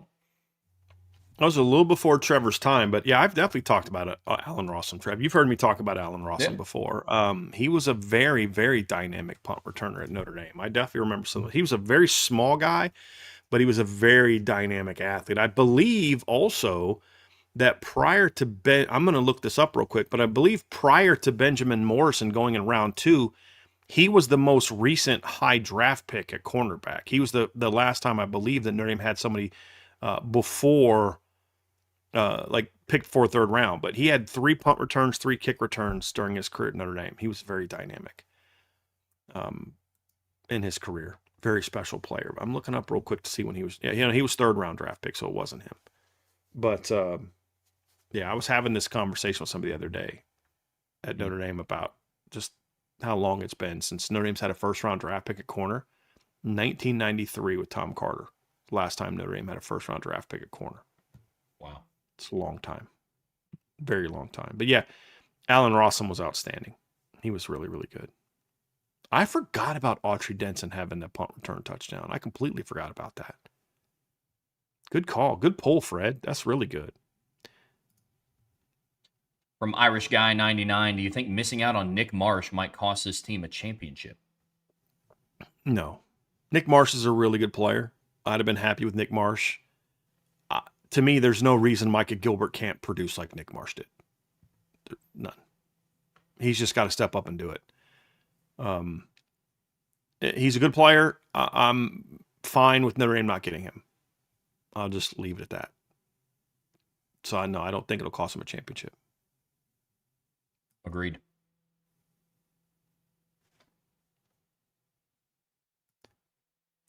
From Patrick Earwood, are the concerns about the wide receiver group a little over-exaggerated? I thought this is a good time to bring this one up. You want to take a crack at that one, Trev? Because I definitely have a strong opinion on that. But I've been ranting a little bit lately, so let's let you get a question in there. Yeah, I think it's over-exaggerated. Look, I think there's a lot of things about this wide receiver group that are over-exaggerated, and we have to be able to have an honest conversation when evaluating this group. I think both things can be true, that they are extremely talented and that they're very deep and that they have top-level returning production in Jordan Faison and Jaden Greathouse. But I also don't think that this is the number one position group above all on the team that it's going to decide the fate if Notre Dame wins a title or not. That has gotten blown way out of proportion. Kind of similar to the last mailbag question that you brought up. I don't think it's going to be dictated by just a person, whether they missed out on a guy. I think that Notre Dame's championship hopes reside with everybody that's on the current roster. And there was no other option that, and when I mean option, I mean a viable option that actually entered their name into the transfer portal. Sure, if Jeremiah Smith jumped in, I would have loved Notre Dame to go and make a run on Jeremiah Smith. If Colin Simmons jumped into the portal, I would have hoped that Notre Dame did their due diligence to reach out to Colin Simmons. But I'm talking about legitimate players that hopped in the portal. I think they got everybody that they needed and have everybody on the current roster right now. As far as the receiver group goes, I don't buy into they lack big game production. I don't buy into they need somebody to be Jamar Chase and Justin Jefferson this year to win a title. Nice. I don't buy into that. I wouldn't be upset. I'd take it. Wouldn't be upset about it in the slightest. But the other thing that I do understand is why some fans feel that way is because every single year, have talked about the potential of Notre Dame's wide receiver core. Dude, I talked to Buddy's ear off for an hour and a half in 2023 about Tobias Merriweather. And I was like, dude, he's the guy. Like, he's 6'4", 205 pounds, runs a 40, and so that was me. And so I understand it to a degree. But in short, I think it's getting over-exaggerated by the outlook of the wide receiver room and the concerns there. I also think that the reaction that somehow the receivers are struggling because Matt Jeffrey's playing very well, I think is also added to some of that as well. I mean, look, we were at the practice where Matt Jeffrey performed in a way that has everybody talking about him, and he wasn't playing okay and everybody else was bad. He was making ridiculous catches. Like, if he was just out there kind of just doing his job and he was catching the ball and nobody else was doing anything, I'd be like, this might be a problem. But, I mean, he was like diving and out of bounds to make catches. He was running past guys. I mean, he was playing really well. So it's kind of like where context matters. If I were to say, hey, Matt Jeffrey's beating out certain receivers, if I give you no other context, you're like, well, that's a problem. But then if I add, it's because the two practices that we were able to see the receivers do something. He was balling out. The DBs were having trouble running with them. He made like 2 ridiculous diving catches. Like, that actually sounds a little bit better. It sounds like Jordan Faison. You know what I mean? So context matters a little bit in those discussions as well. But absolutely. But look, this is the reality. This, all this stuff. This is on Notre Dame too, because the less access you give, the more these little bits of things that we see get blown up by some people, because people have jobs to do, and you're not giving them a lot to work with. So it's just the reality of it. Yep. From Anthony Hans, is it out of the realm of possibility to restructure the ACC deal, but add in there to play Miami every year so that both teams can have a good team for strength of schedule? I would do that. This is kind of part of what we talked about with the whole thing that happened in December, in November and December, with the ACC kind of going against Notre Dame and kind of screwing Notre Dame over a little bit. And we talked about this. I would have absolutely used that. You want us to be happy with you again? Here's 2 things you can hold against them. Number 1 is, we're pissed. You violated your contract. we're out in 2030, just so you know, and we're going to go public with it in the next year. Just so you know, because that would crush the ACC. Because then, what motivation does Florida State and Clemson and Miami have to stay in the ACC if they know Notre Dame is bouncing as well? Their one meal ticket is now leaving. Oh, you want us to stay? You want us to re-up and recommit to you guys and not get out in 2030? Cool. Here's what you're going to do. That was the leverage Pete Bavacqua had. Now, maybe he did that and they're just not going to announce it for another year. Or maybe they're going to wait till the week of this year's Notre Dame Miami game to announce. I mean, there could be something like that. But if I'm Notre Dame and Miami, and that was I'd say just go schedule Miami. But the problem is Miami, I don't think would do that. I don't think Miami wants to play Notre Dame every year. And as you know, in somewhat I kind of understand it because they play Florida a lot. They already kind of have a tougher non-conference. Yes, you want to have a tougher conference schedule, but the reality is you're now switching to a 9-game schedule. The ACC did, I believe, this past year, which means you have this will be, I think, the first year where that's actually in effect, I believe. And so there's a little less room,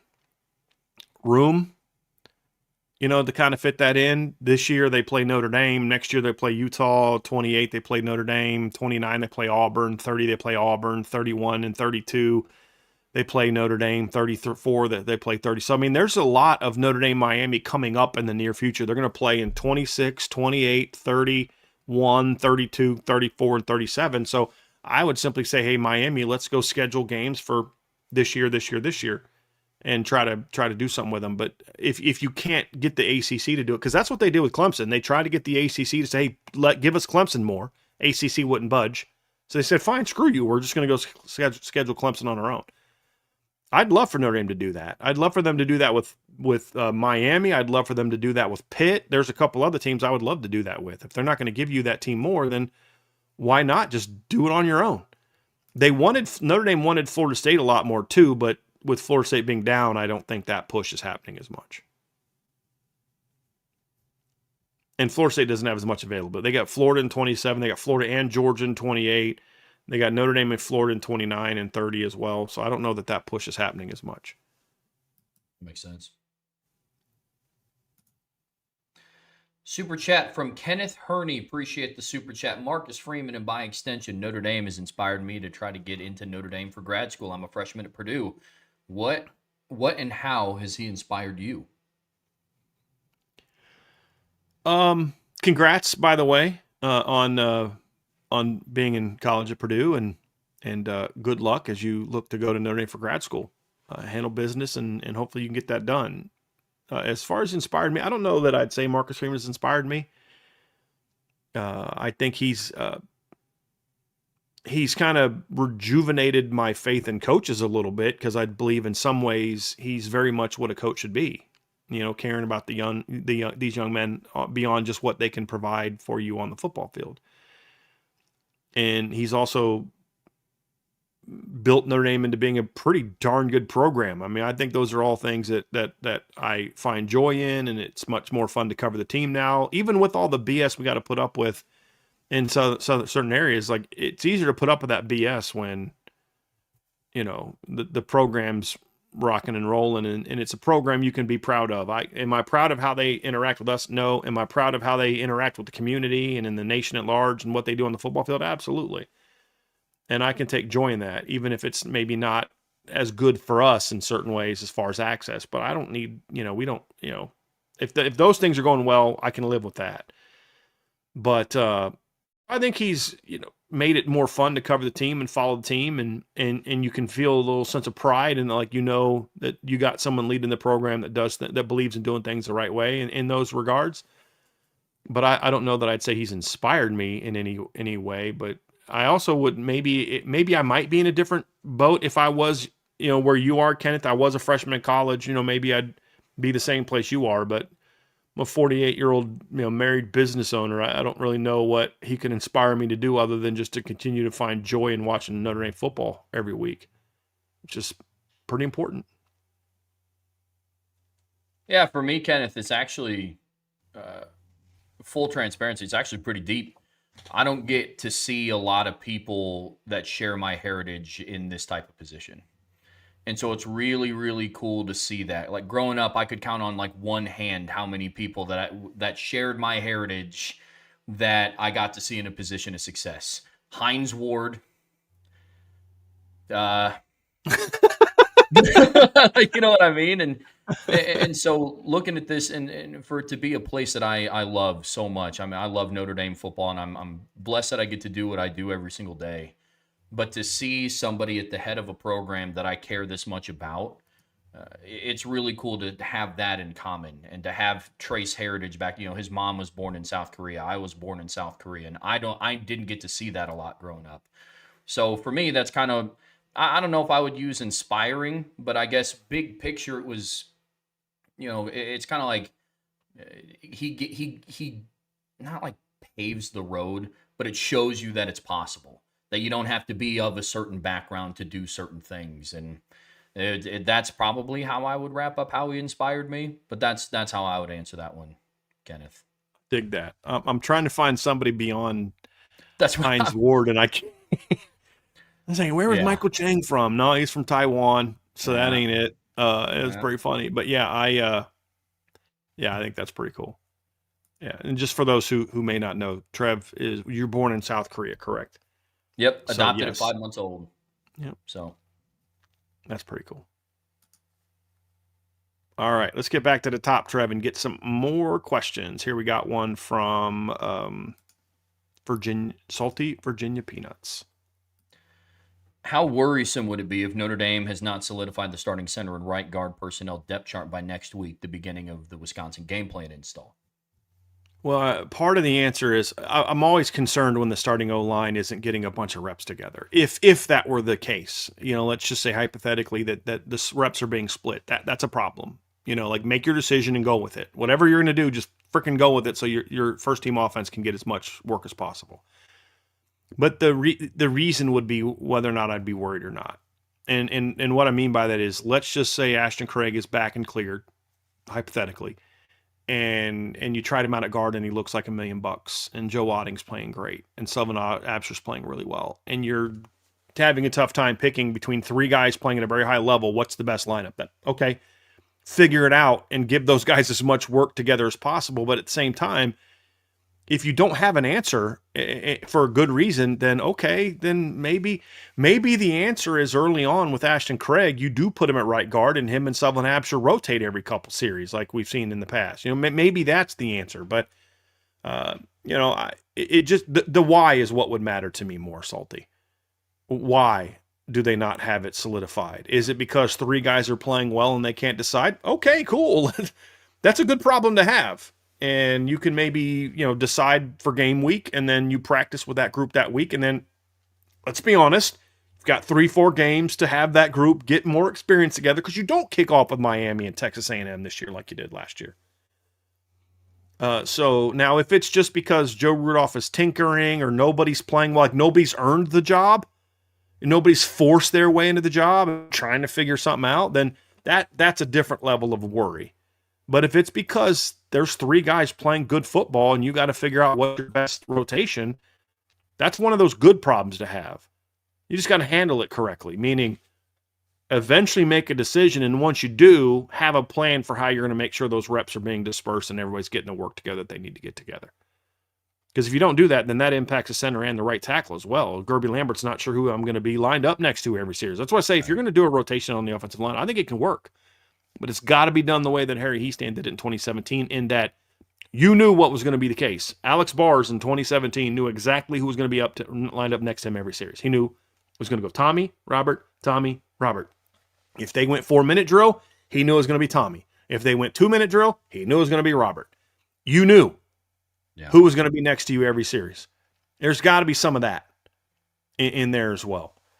But if you do that, I'm fine. It just the why is what would concern me. Just the not having it solidified in general doesn't necessarily bother me. If as long as it's for the right reasons. I'm with you with that. Another one from Salty. This is for Brian. because I think Sean and I might have answered this in a different mailbag. But how much of Armel Mukum's rise in prominence is due to his maturation timetable, and how much is due to the vote of confidence in coaching from Charlie Partridge? I think it's 100% about his maturation timetable. I think the vote of confidence came from him just making the decision that I want this, and then Charlie Partridge said, "Okay, I'm gonna help you get there." Look, Al Washington was very high on Armel Mukum. I know that for a fact. I mean, I can say it now. He was someone I talked to at Notre Dame, and ironically, our relationship began with him being pissed at me from a conversation, from some things I said about the Justice Scott recruitment. But you know why I respect Al Washington? Because he called me like a man and we talked about it. We talked it through. And I respect that. You got a problem with me, don't go complaining to somebody else. You got my number. You can get my number easily. Call me. He did. And we had a great conversation, and we didn't always agree on things, but he was honest with me and I was honest with him. Trust me, he was very high on Armel Mukum, but you can only lead a guy to water, right? You got a horse to water. He's got to decide whether he's going to drink or not. And I think the light has gone on for Armel. Maybe it would have gone on if Al Washington was still here. I don't know the answer to that question. But Charlie Partridge is not going to waste time with Armel Mukum if he's not working, if he's not locked in, if he's not wanting extra work. When you got a senior that you got to kind of tell him to come see you after practice, nope. Who hasn't proven himself? Nah, I'm going to work with this other kid that wants to be better. Sean Sevillano is coming to me every day. Coach, what can I do? What can I do? Let's work together. Armel's first one in the locker room after practice. I'm not investing in that guy. But if he's going to come to me, boy, I'm absolutely invest in him because he's got a lot of talent. And so I think it's all about that, because now, is the vote of confidence in the coaching from Partridge impactful? Absolutely. But my point is that's coming because Armel made the decision that I want this.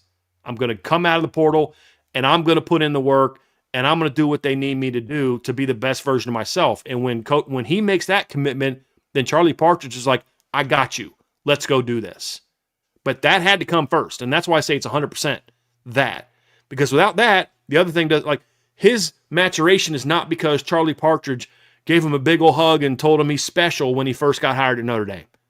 Right. You know what I mean? Like, that's not, okay, I guess Al Washington's been mean to me for 3 years, but you love me, so I'm going to work hard now. That's not what happened. He made the decision, and Charlie Partridge was like, let's roll, because I think you can be great, son. But you know who else told him that? Al Washington, Al Golden, Marcus Freeman, his teammates. They've been saying this for years. It's about whether or not you want it or not. And I think Armel made the decision. So I want to give the credit to Armel. He deserves the credit. And then, of course, having someone that can also then give you the tools as a coach to then reach your full potential is important as well. And that's where I think Coach Partridge has played a massive role. But it's because of Armel that we're here. Is his decisions. Is that fair? I mean, does that make sense, Trevor? I'm not trying to take credit away from Charlie Partridge for being a great coach, but you're not going to coach up a kid who doesn't want it. He had to make that decision first. It's one of those scenarios where it's like you can lead a horse to water, but you can't make the horse drink the water. There you go. That's it. And that's why Armel had such a prominent rise. Charlie Partridge was just kind of like one of the vessels that helped get him to the level that he's at now, but he had to have the want to do it. Charlie Partridge, Al Washington, Marcus Freeman, Al Golden, Chris Ash, all of those can't want it more for Armel than Armel wants it for Armel. So I know what you said made complete sense. I'm with you. Yep. From Bobby S., assuming the top 4 wide receivers without Porter right now is Jordan Faison, Jaden Greathouse, Mylan Graham, and Micah Gilbert. Who do you think will be wide receivers 5 through 7 early in the year if they go to 7 real game snaps?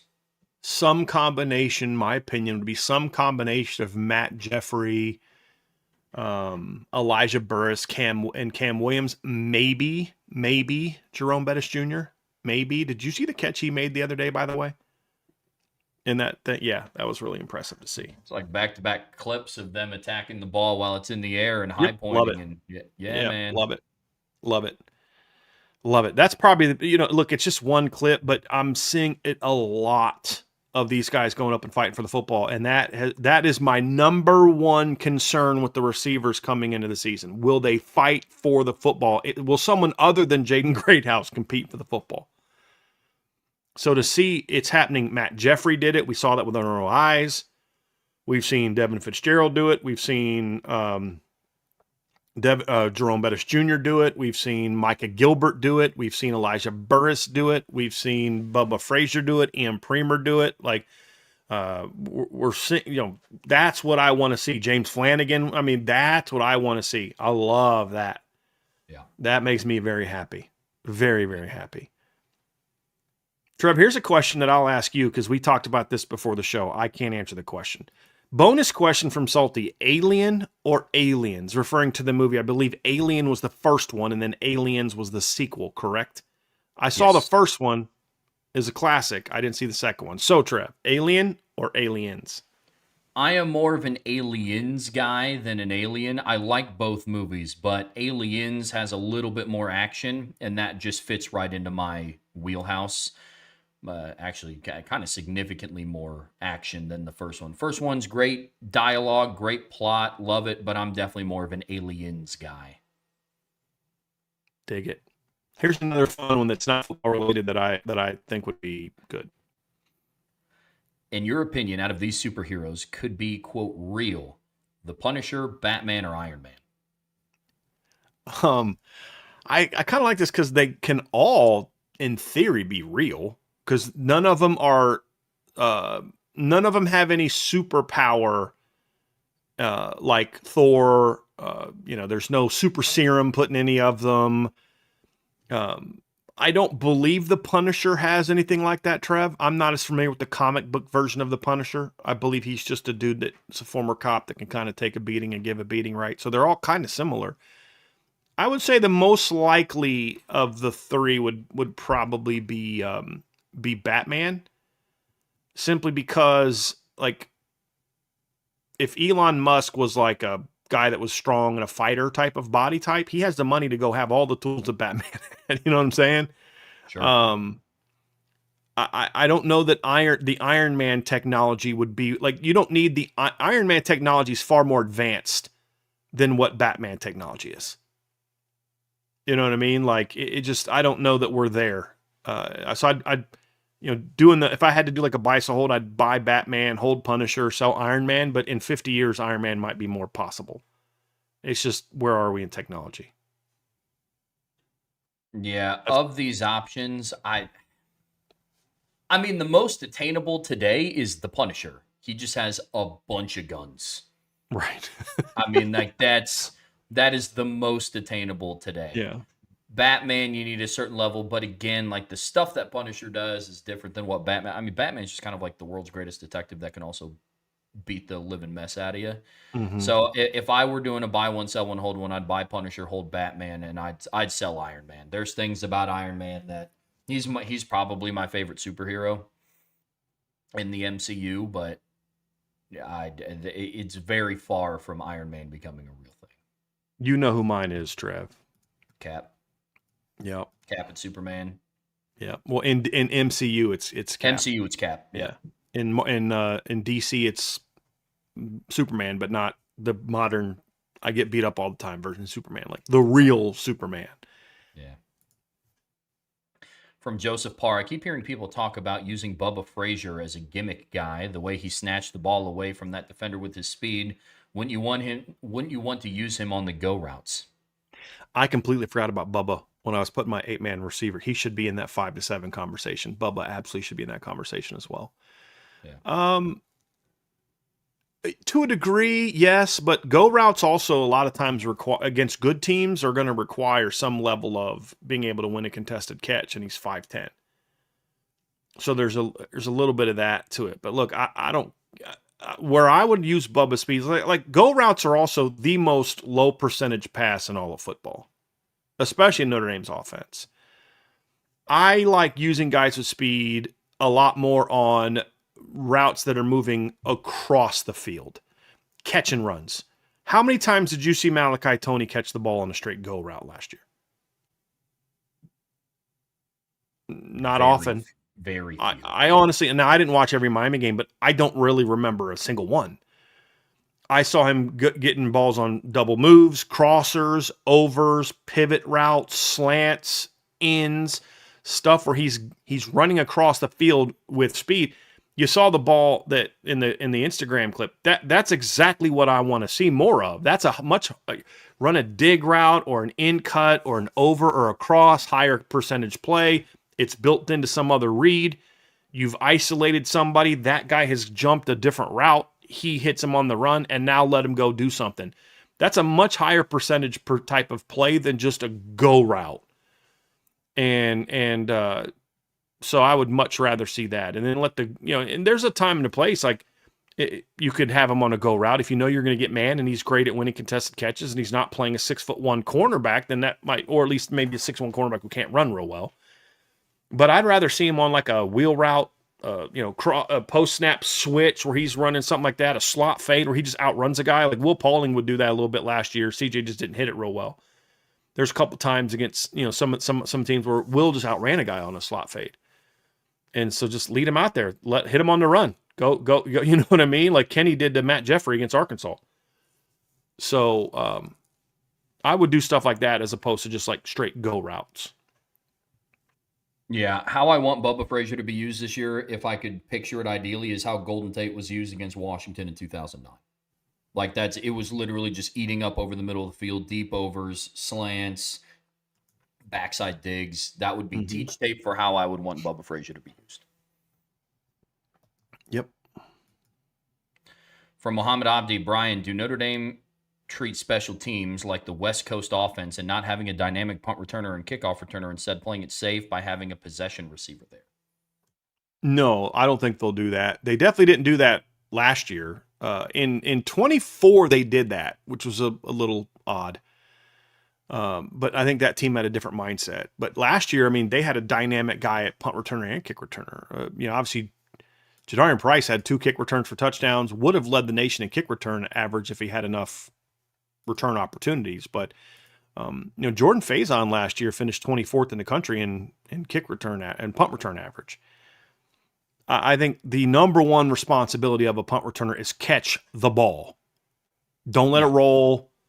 Look, if you have a 2.3 yard per average return on punts, I'm fine if you caught every single one and not a single one rolled. I would take that as opposed to a guy that averages 15 and you have 4 or 5 big returns and then 4 or 5 that roll inside the 20.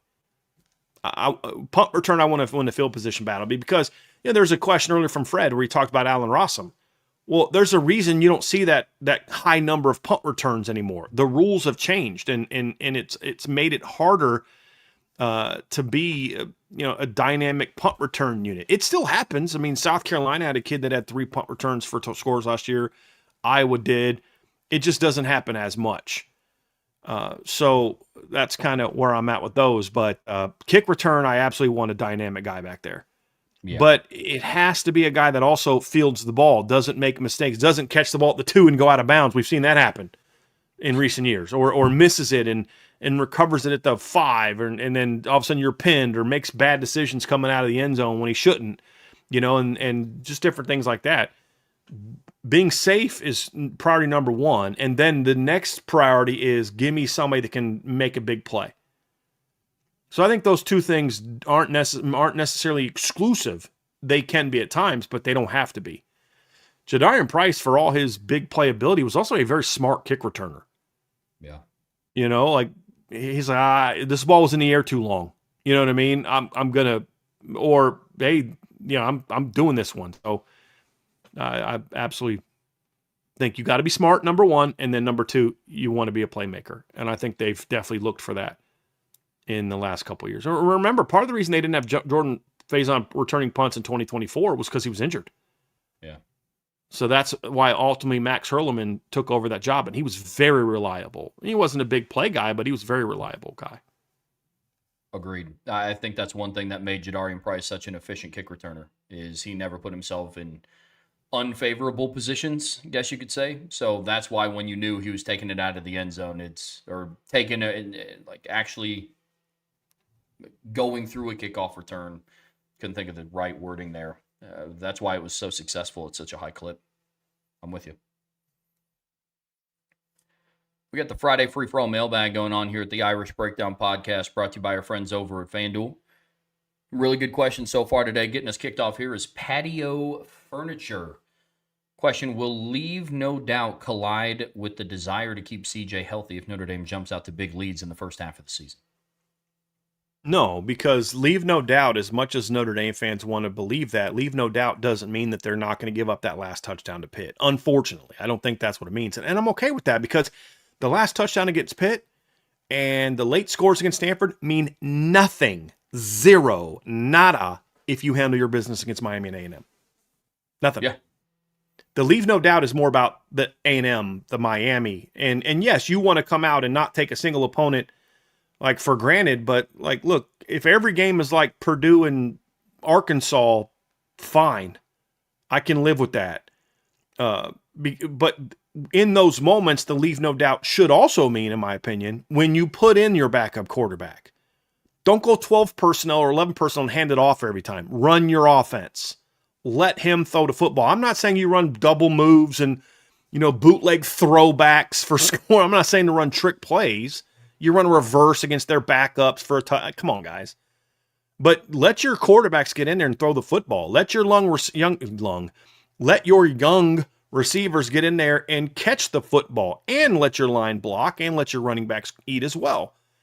Run your offense. When you put your backup, when you put Teddy Rizak and Kahanu Kia and eventually Ko'o Kia and Thomas Davis Jr. and those guys in the game, let them blitz. Let them go after the quarterback. Run your cover. Let Kari Adams play some man defense when you put him in the game. Let Aiden Pouncey go cook a little bit. That's what I care more about than leave CJ in longer to make sure you get to 60.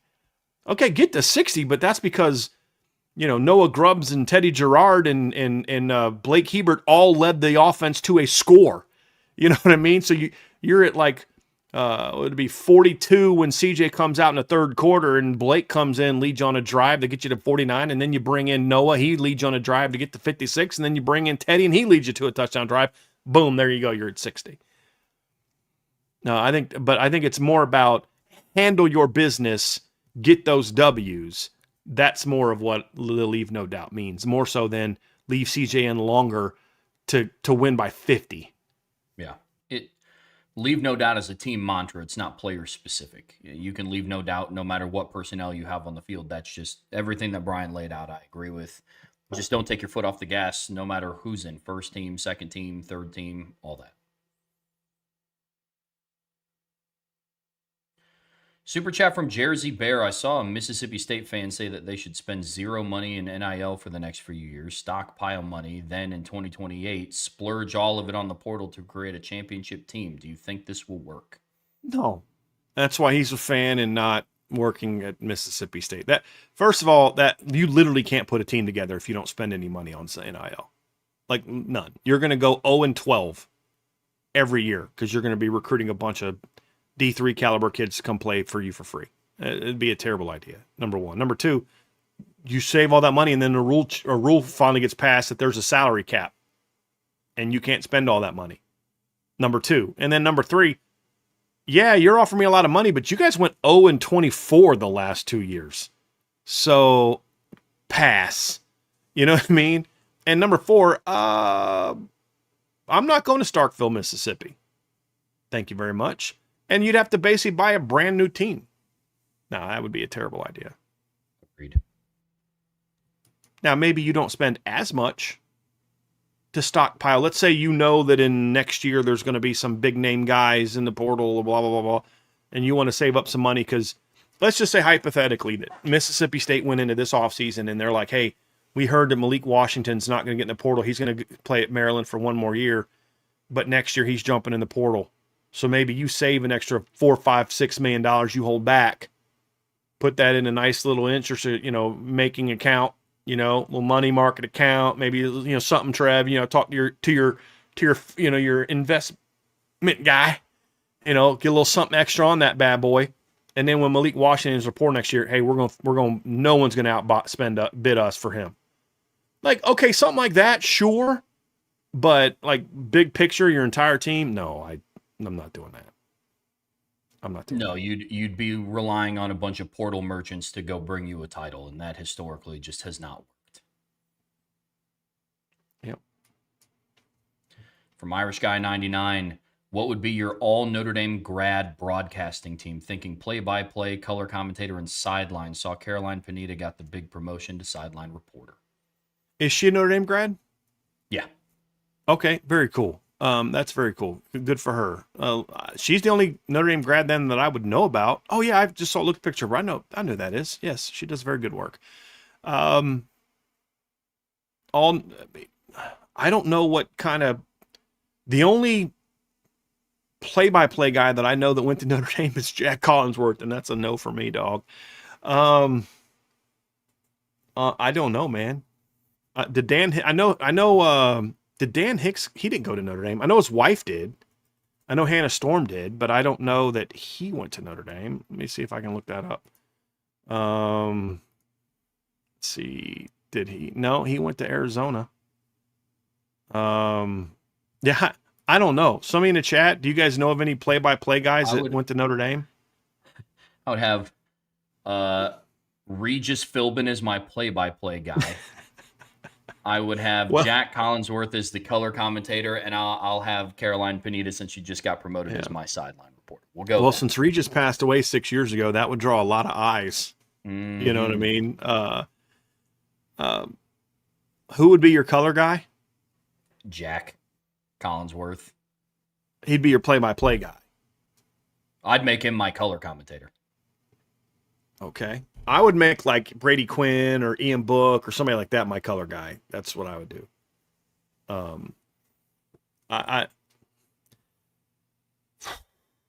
You know what? I'd teach Ian Book how to be a play-by-play guy, and then I would have either Aaron Taylor or Brady Quinn or somebody like that as my color guy. Yeah, that's what I would do. I guess that's the best thing I'd come up with. So Brady Quinn might be a good play-by-play guy if he committed to it. He's a pretty sharp guy too. But yeah, that would probably be mine right there. And then Carolyn Pineda. So congrats to her for her promotion. But yeah, I honestly did not know. I knew of her. I didn't know she was a Notre Dame grad. So that's really cool. It's good for her. All right, Trev, let's get to some more questions here from the room, from the audience. And we'll go to one here from our guy, Beezer12 Washingbeard. How can Notre Dame defend against Wisconsin's quarterback but still remain aggressive as a defense? Number one is just discipline up front is a big one. You know, making sure that you're not.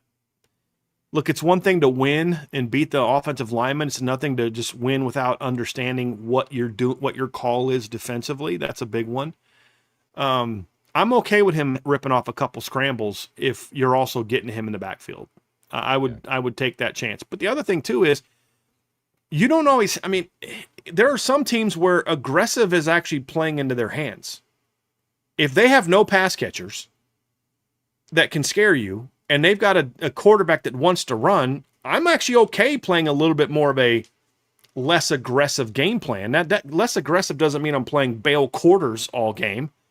You know, or over 3 where Leonard Moore's lining up at 8 yards and bailing at the snap, but I don't need to bring 6 or even 5 against Colton Joseph, because I want him sitting in the pocket trying to make throws down the field, because A, that's not his game, and B, he doesn't have the receivers that scare me. So make him sit in the pocket, and then your defensive line matches up very well against their offensive line, which is the biggest question mark you and I have about that group. And they're dealing with injuries in camp to their first team. My buddy Joe sends me updates about Wisconsin all the time. And it's just like, this O-lineman's down, that O-lineman's down, and it's just like, dude, we were worried about that line before the season. Now so let your front four cook. And then if they don't get to the quarterback, and he gets it to the next level, you got Drake and Jaden and Jalen and Kingston and Madden or whoever your linebackers are in chase mode. He ain't going anywhere. Right. So sometimes it's actually beneficial to be a little less aggressive. And when we mean aggressive, we mean not bringing a bunch of pressures and things like that. Bring four more often and cover more because you want to keep him in the pocket. Yeah, agreed. In a way, it's definitely not copy paste, but in a way, it's kind of like how they defend Navy. They're not blitzing 8 guys. They're not sending Yep, 8 it's a every single great time they example. play Navy. They're waiting back, they're reacting, letting their linebackers trigger and letting them fly to the football. Like it would be very similar to that because Navy, in a way, to Wisconsin, I don't think poses much of a threat on the perimeter, especially not against Notre Dame secondary. So I think it'd be very similar to that kind of game plan.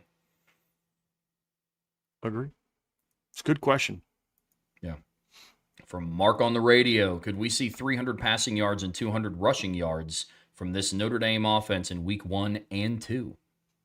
It's possible. I think Wisconsin's got a really good defense. I think that's a strength of their team.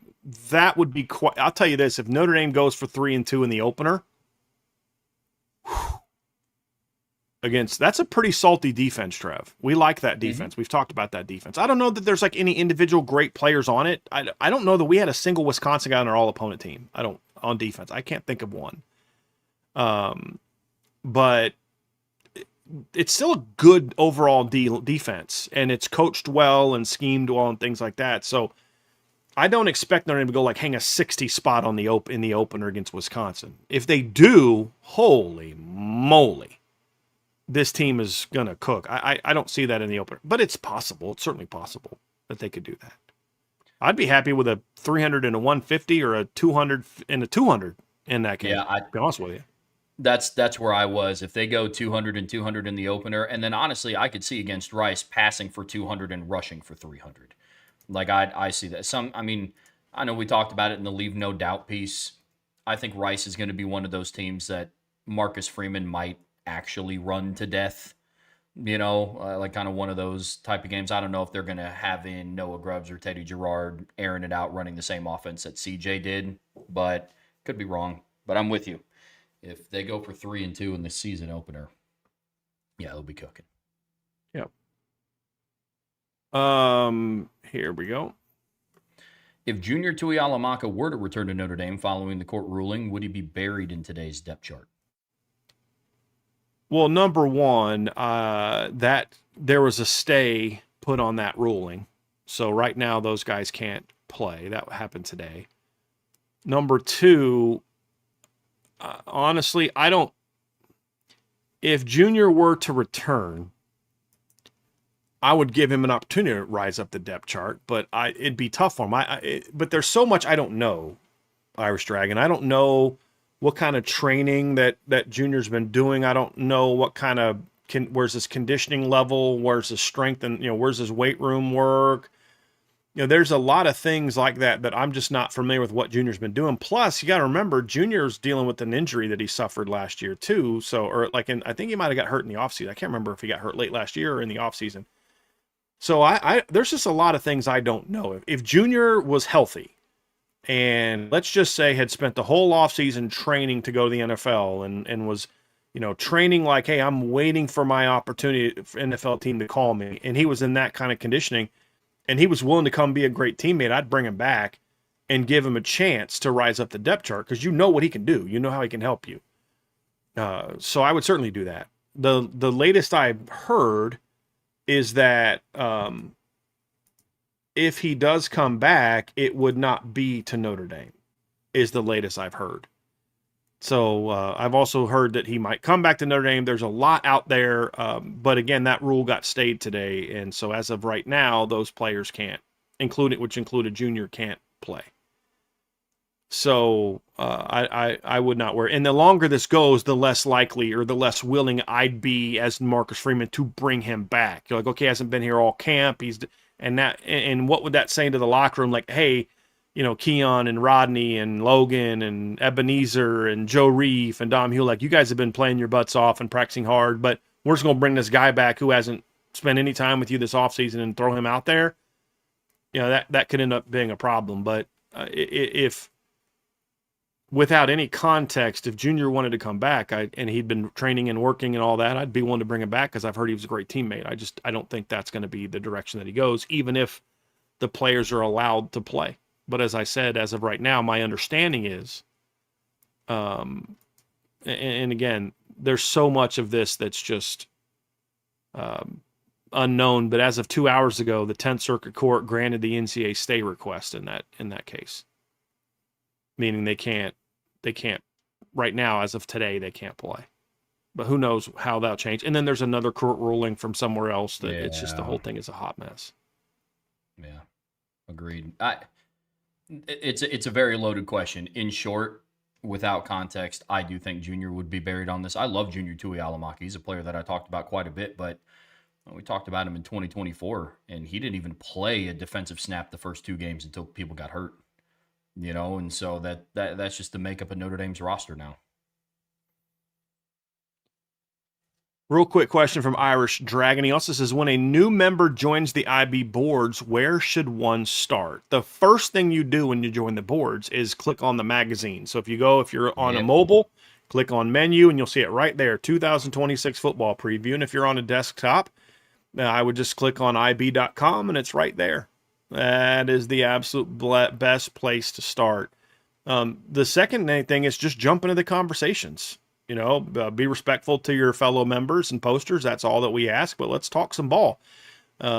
If you need prayer, you can always ask for that. If you want to talk about something not related to Notre Dame football, we have a non-sports discussion board. You can talk about that as well. Then also at the top, you'll see IB film breakdowns. You can click on that and go through some of the old film breakdowns that I've done, the All 22, and know that we'll be doing a lot of that stuff this year as well. So yeah, there's a lot to do, man, a lot to check out. But the magazine, which is for members only, and just jumping into chats are obviously the first things that you can do, and that I would do when I joined the board. Yep, agreed.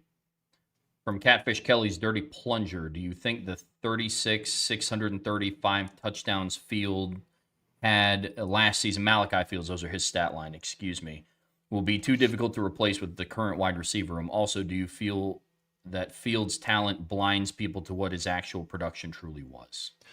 Oh, the second part I agree with, if I'm understanding him correctly. I don't think people realize how good Malachi Fields was last year because his numbers didn't blow anyone away. And that was a byproduct of the offense they played in, and the fact that once Jaden Greathouse went down, teams were focused on not letting him take over games. And so that's why Faison did what he did, and Eli Raritan did what he did, and Will Paulding was wide open half the time. I mean, teams are focused on trying to stop him, but he was a man amongst boys a lot. I mean, Pitt game's a perfect example of it. Yeah, he had the one-handed catch, but that wasn't the only big-time catch Malachi Fields made that day. You know what I mean? He was a beast that day. So those are things that I look at, Trev, and I think the numbers can be replaced, though. I certainly do. Now, will it be one player, or will it be 2, or will it be 3? That answer I don't know. But I think the production can be replaced to a degree. I don't know that it'll be replaced at 17.5 yards per catch. I don't know that. But I think the production can be replaced. But to your point, Catfish, just because the production is replaced doesn't mean it's as impactful as what Malachi did. Because we're saying, hey, the numbers don't reflect how good he was. Well, sometimes numbers can say, hey, guy was good, but it wasn't necessarily impactful numbers. So I think the impact, will they have a contested catch weapon in the boundary the way they did last year? That I don't know. Will they have sort of that clutch playmaker they had? Because remember, Malachi had some clutch plays last year. You think of the back shoulder catch he had against Miami on that big drive to set up a score. You think of the Pitt game. You think starting the Purdue game off with a big touchdown. And he had some money catches last year too. A&M, he had some clutch plays in that game as well. So I think that could be harder to replace. The numbers I don't think will be that difficult to replace. The impact performance and the clutchness and the way that teams had to focus on him, that'll be harder to replace, in my opinion. Yeah, no disagreements from my side. You don't have to necessarily replace his production numbers with just an individual guy. It's who steps up in the biggest moments like Fields did last year. From John A1, now that Notre Dame will have 3 new starting offensive tackles who are much more athletic than the 25 pair, do you think we see more run concepts with pulling the offensive tackles? It's possible. I mean, we've seen it from Notre Dame with Joe Rudolph, right? They did a lot of that in his first year at Notre Dame. They did a lot of pin and pull stuff. Remember the Clemson game? They did that. I mean, Joe Alt was pulling all day in the first half, and they were running all over Clemson. And then Notre Dame kept doing the same thing. Clemson adjusted, and Notre Dame never adjusted. But no, absolutely, certainly possible that we could see something like that. I don't know that I would do that because you have more athletic linemen. You do that because you think that's what's going to work for your run system. But I certainly would do some. Look, one of the things we talked about, Trev, in the run game was you got to do some things to get the ball outside. A quick toss to your backs where you're blocking down on the edge and getting a Gerby or getting Will Black out in space. Go for it. Yeah, go for it. I got no problem with that. That works for me. Yeah, absolutely works for me. Got another one from John. Is there a roster that has a higher ceiling than Notre Dame if both teams reach their full potential in 2026? No. Short answer, no. If everybody reaches their full potential, I think Notre Dame has the best roster in college football. That's what I think. Yeah, agreed. It'll be a very close battle. If everybody reaches their full potential, you kind of go down to the 7 teams that we've talked about this entire offseason. Texas, Oregon, Ohio State, Georgia, Miami, Indiana. Be a very close battle, but I'm with Brian in that I do think Notre Dame would take the cake there. From Beezer 12 Washingbeard, when somebody like Kurt Cignetti or Texas Tech's head coach Joey McGuire, anybody really, takes shots at Notre Dame, does that anger Coach Freeman behind the scenes? Sometimes I wish he'd get in the mud too. I'll say this. I am very happy that Marcus Freeman stays out of the weeds on this stuff. He does not need to get into the mud. And in fact, I think part of what they do is an attempt to try to drag him into that fight. And it's wise of him to stay out of it. He doesn't need to get into it. He needs to just focus on his team. But it's kind of like the James Franklin thing. He didn't respond to it, but he responded to it. He responded to the locker room.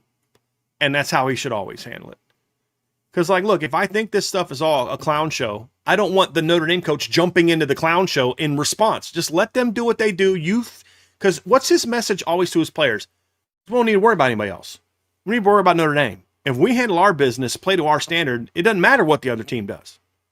Now, all of a sudden, you get into this pissing match with these mouthy coaches. What did he say leading up to the? Remember, Kurt Cignetti's we beat the heck out of top 25 teams, and the whole time, Mark's we're focused on us. What happened? Notre Dame dominated. Kurt Cignetti won the talking match before the game. Marcus Freeman's team won the game. Same thing with James Franklin. Yep, before the game. Who won the game? That's all he needs to do. That's all he needs to do.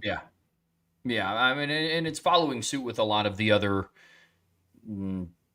I guess, head coaches around college football that are kind of at the upper echelon. I mean, you don't hear Kirby Smart makes comments, but sometimes it's about the landscape of college football. Other times it's about his schedule or what other conferences should do, but he's not taking shots at other teams. Ryan Day is not out here taking shots at other teams. That's kind of what made Dabo's weird cash machine comment weird, because that's typically not him. The only comment that he made before that this offseason was in response to something that Ole Miss did, and he called it out, and that's something that we talked about on the show that we supported. But that's what made the Notre Dame comment so weird. Yeah, I'll give Dan Lanning credit. Unlike Steve Sarkisian, Dan Lanning's not out here just pointing fingers at other programs, saying some reckless stuff. So, no, Marcus Freeman is in the right there. I'm with you. From Timecone, does leave no doubt mean cover every line before bringing in the second and third team asking for a friend? Oh. Go ahead, Trevor. I don't know if that's what that means, Timecone. Look, if right now on FanDuel, Notre Dame is favored to beat Wisconsin I think they're favored by 20.5 points. I don't think that necessarily means they have to be up by 21 before they pull their starters because I don't know what that looks like. If it's a repeat of Syracuse from last year, you're not pulling your starters before your offense steps foot on the field. I think it just depends. I mean, the spread for the Rice game, I have to imagine, is going to be astronomical. No, I don't know if you're waiting until you're. I bet it'll be anywhere from 49.5 to 50.5, somewhere in there. And I doubt Freeman waits that long to pull the starters in the Rice game. So I know you're kind of joking around about this one time, Cone, but no, I don't think they have to cover before they pull the starters. From Golf Guy Irish, over under 6.5 games until Kedron Young breaks out and takes over as the starting back. Oh, I don't know that I would. I don't have an answer for that one. I mean, there's a world in which he's not even your starter, but he's your best back. I mean, I don't know. Look, I really don't know that I have an answer for that question. I mean, let's just say that Aeneas starts first couple games and he's playing real well, but Kedron is balling. Why mess up that up? Why just keep doing what you're doing? I mean, Aeneas is playing well, Kedron's balling. You're taking some of that wear and tear off of him, and you got a great 1-2 punch. It's kind of like in 2022, it didn't matter who started at running back; they were going to ride the hot hand. And sometimes that might be Audric, sometimes that might be Logan. It didn't matter. I don't care who starts. It's like who's in there in the big drives, and they both can be that. If it's that big drive to put the game away, maybe it's Kedron. If it's the big drive where you're tied or you got to go down the field quickly, it's probably going to be Aeneas. So I think those are things that I look at and say, I want to see. I want to see that. I don't really care who starts, honestly. And in fact, I want both of them to be balling out this year. I don't want it to be like the Kedron show, because if Kedron breaks out and he's the guy, it's partly him breaking out and partly Aeneas getting hurt or not playing well. I don't see a world where if they're both playing well, one of them dominates the reps. Even if I grant that I think Kedron's a better runner than Aeneas, it's like, but Aeneas can do some things Kedron can't, and vice versa. I want to see them both play 1A, 1B, and I don't care who starts the game. Yeah, agreed. I think one thing that I want to kind of hone in on that you mentioned was if it's kind of working, it's kind of one of those, if it ain't broke, don't fix it. I mean, there were a lot of times that they used Jadarian Price last year as the change of pace guy. I mean, how many times would we talk about in the post-game show, or you guys would talk about it upon further review? It's like, Jadarian Price darn near houses it every time he gets his first touch of the game. Change of pace guy. If Kedron's that guy for you, you don't necessarily have to make him the primary driver if that's what's working for the offense. I'm with you completely.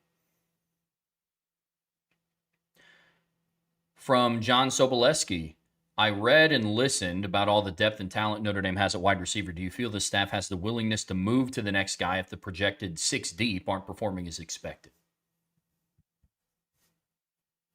Absolutely, John. It's a short answer. It's a great question.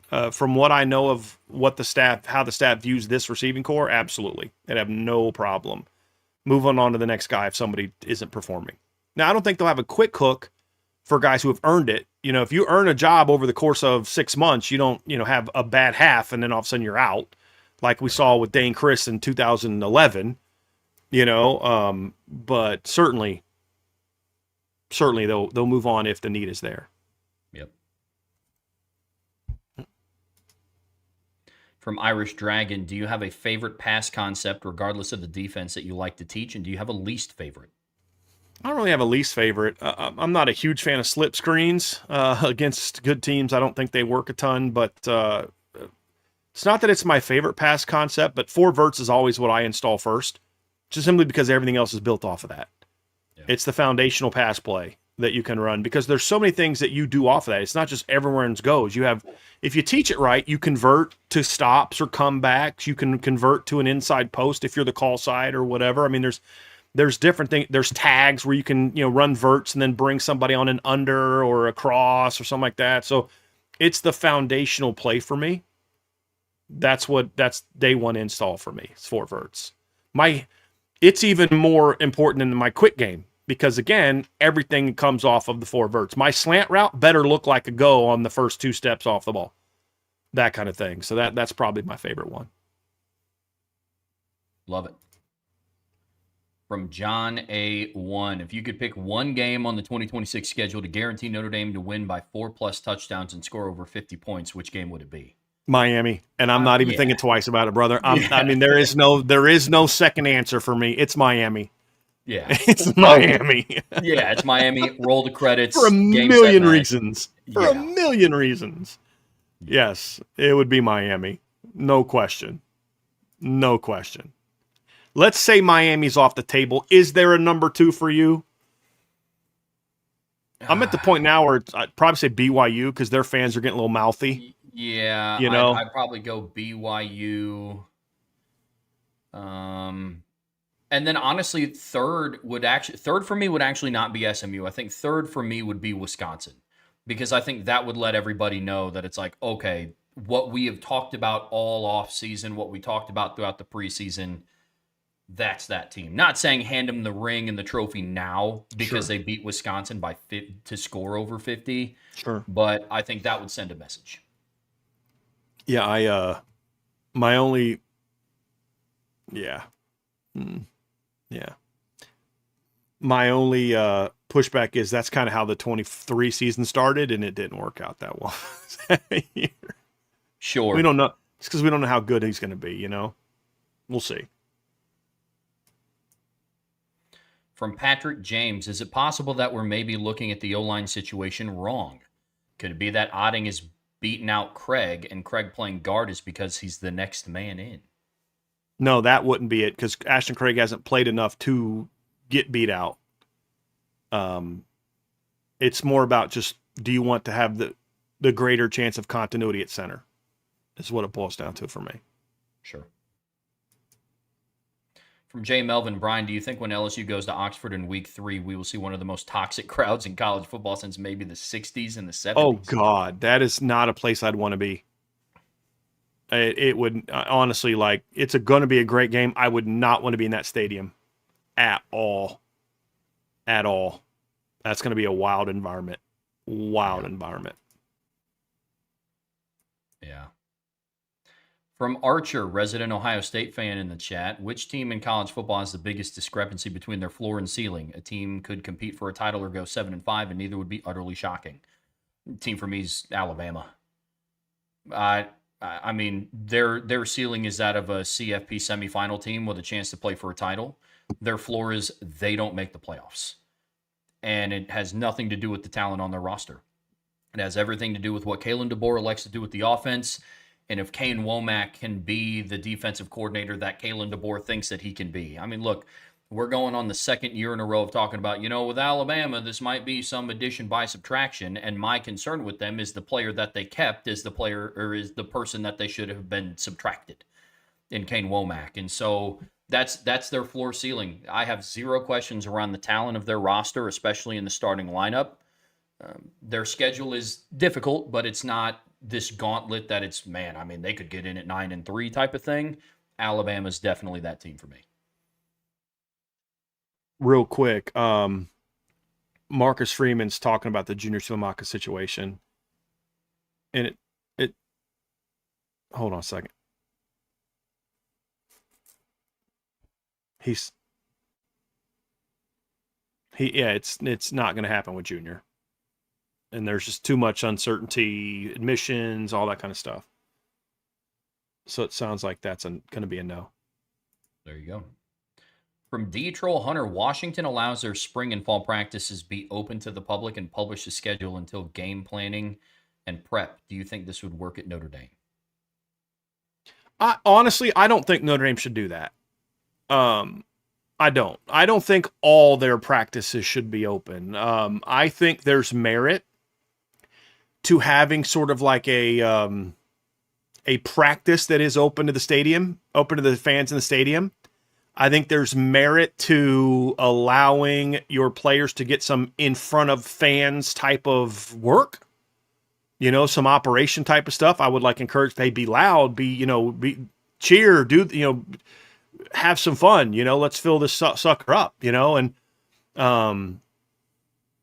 so, yeah, I mean, I think there's value to that. I don't know that it's something I'm like, oh, Notre Dame's missing the boat by not doing that. You know what I mean? I think Washington needs to do that a little bit more than Notre Dame does in order to kind of build some excitement about the program and that type of thing. I don't know that I would, as a football coach, as an analyst, as a reporter, I would love that. That'd be amazing. As a football coach, I would not like that.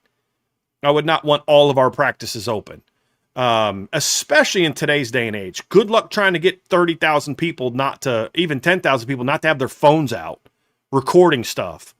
Good luck to have not everybody running to a message board describing things that if it's just the media, we can control what they do and don't put out. I just got to tell Driscoll, hey man, you can't explain this.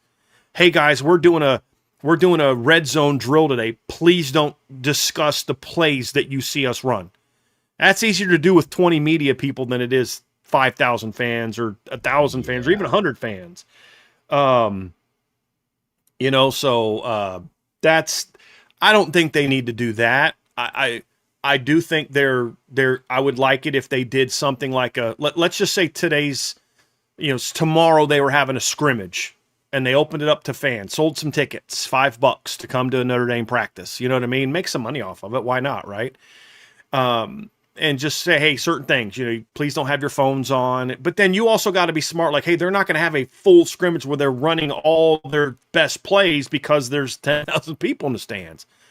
But, have a kind of a practice. Do one-on-ones. Do your 7-on-7. Do some of that stuff. Have a scrimmage situation. And, there'd be value in that. But it's also not like if they don't do it, it's going to keep them from maximizing their potential as a football team. I don't think that's true either. If they did something like that for the fans, I think that'd be awesome. If they don't do it, I don't think it means they hate the fans. That's not what I think, makes me think they don't value their fans. I think Washington needs something to do something like that to continue generating interest. Notre Dame doesn't. So it'd be cool, but it's not something I would advocate for. And I like for the access for us, like it's kind of like we should be allowed at today's scrimmage. Just set standards on what we can and can't talk about. You can talk about who played well. Please don't say specifics. Don't get into specific concepts. Don't say, you can say, your left tackle struggled, but please don't say your left tackle got beat on this move, and this move. You know what I mean? Like, just try to avoid some of the specifics that our opponents might be able to utilize, but then allow us to, hey, this guy's playing well, because say, well, what value is that for the players? Well, here's the value. You're starting to have to ramp up that I got people watching and reporting on what I'm doing. I got to be locked in today. I know the media is going to be in the stadium today watching us. They're going to report on whether I play well or not. That's got to start being a factor into you getting locked in mentally that can prepare you for the season. Right. So I think there's value to allowing, even if, don't let us have all the 10, just give us 3 full practices. Give us first practice, give us day 10, and then the last scrimmage. Allow us to be at and this is what you can and can't talk about. Driscoll, please don't explain the specific concepts or specific coverages or whatever that we're going to see. Please don't say, boy, the offensive line struggled handling twists, TE twists. You know what I mean? Like, please don't. But you can talk about who did and didn't play well. Please don't give percentages on what quarterbacks did. Don't say CJ went 21 of 24. If you want to say that, that's fine. But that still allows us to report on who did or didn't play well. Offense played great. Defense played great. Here was the result of this scrimmage or this drive, that drive. And then the players have an opportunity to perform in front of an audience where they know they're going to be evaluated. And it, causes them to start getting into that mindset as well, because that starts on September 6th. They're going to have to do that. And that's part of life. It's part of being a college football player. So there's a happy medium here between what Notre Dame is doing and that. And as cool as it would be doing my job, I wouldn't want to be that. Here's the other thing. If I'm ripping on a player and every single practice is open, some people are going to have no problem. Some people, man, I was at the practice today and so was cussing at so-and-so. And then it becomes this thing, because that's how the society is now, where everything's on social media. Everything gets blown up into something that it's not. Somebody gets hurt. You can tell us, hey, don't talk about injuries or practice. Good luck telling the 5,000 people. You can tell them that, but how are you going to monitor that? What recourse do you have? So there's just a lot of potential headaches for doing that more than once or even at all.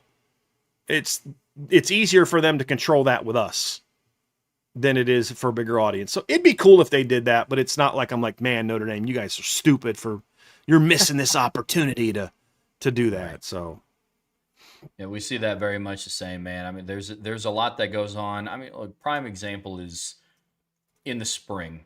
We saw we saw the offense and defense get into a little bit of, shoving matches and like little skirmishes. And then that's all that was asked at press conferences.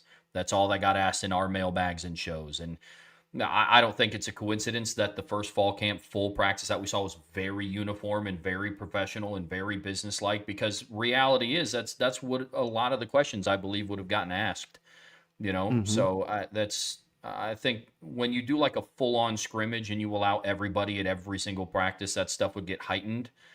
And then it'd kind of be up to people like us to have to be like, Right. guys, this happens at practices. Like, it's okay. Like, Right. they don't hate each other off the field. They're not, you know, be all that stuff too. Yep. Real quick, by the way, Archer followed up with asking me who I thought had the biggest floor ceiling, and Trevor and I have the same answer. It's Alabama. So good. He answered that perfectly. I didn't need to add anything to it. I was about to say, I'm sorry, my answer did not suffice, Archer. He Goodness. loved your answer. He just also wanted to know mine. Yeah. Run and cover for Archer. Hmm. Hmm. No, I'm kidding. From Charlie Weiss last belt loop, did you see Joel Klatt sit down with Brady Quinn and RG3? It was really good. Brady Quinn went into the Browns situation and how they didn't even have a real game plan for him to set up for success. I did not see that sit Me down.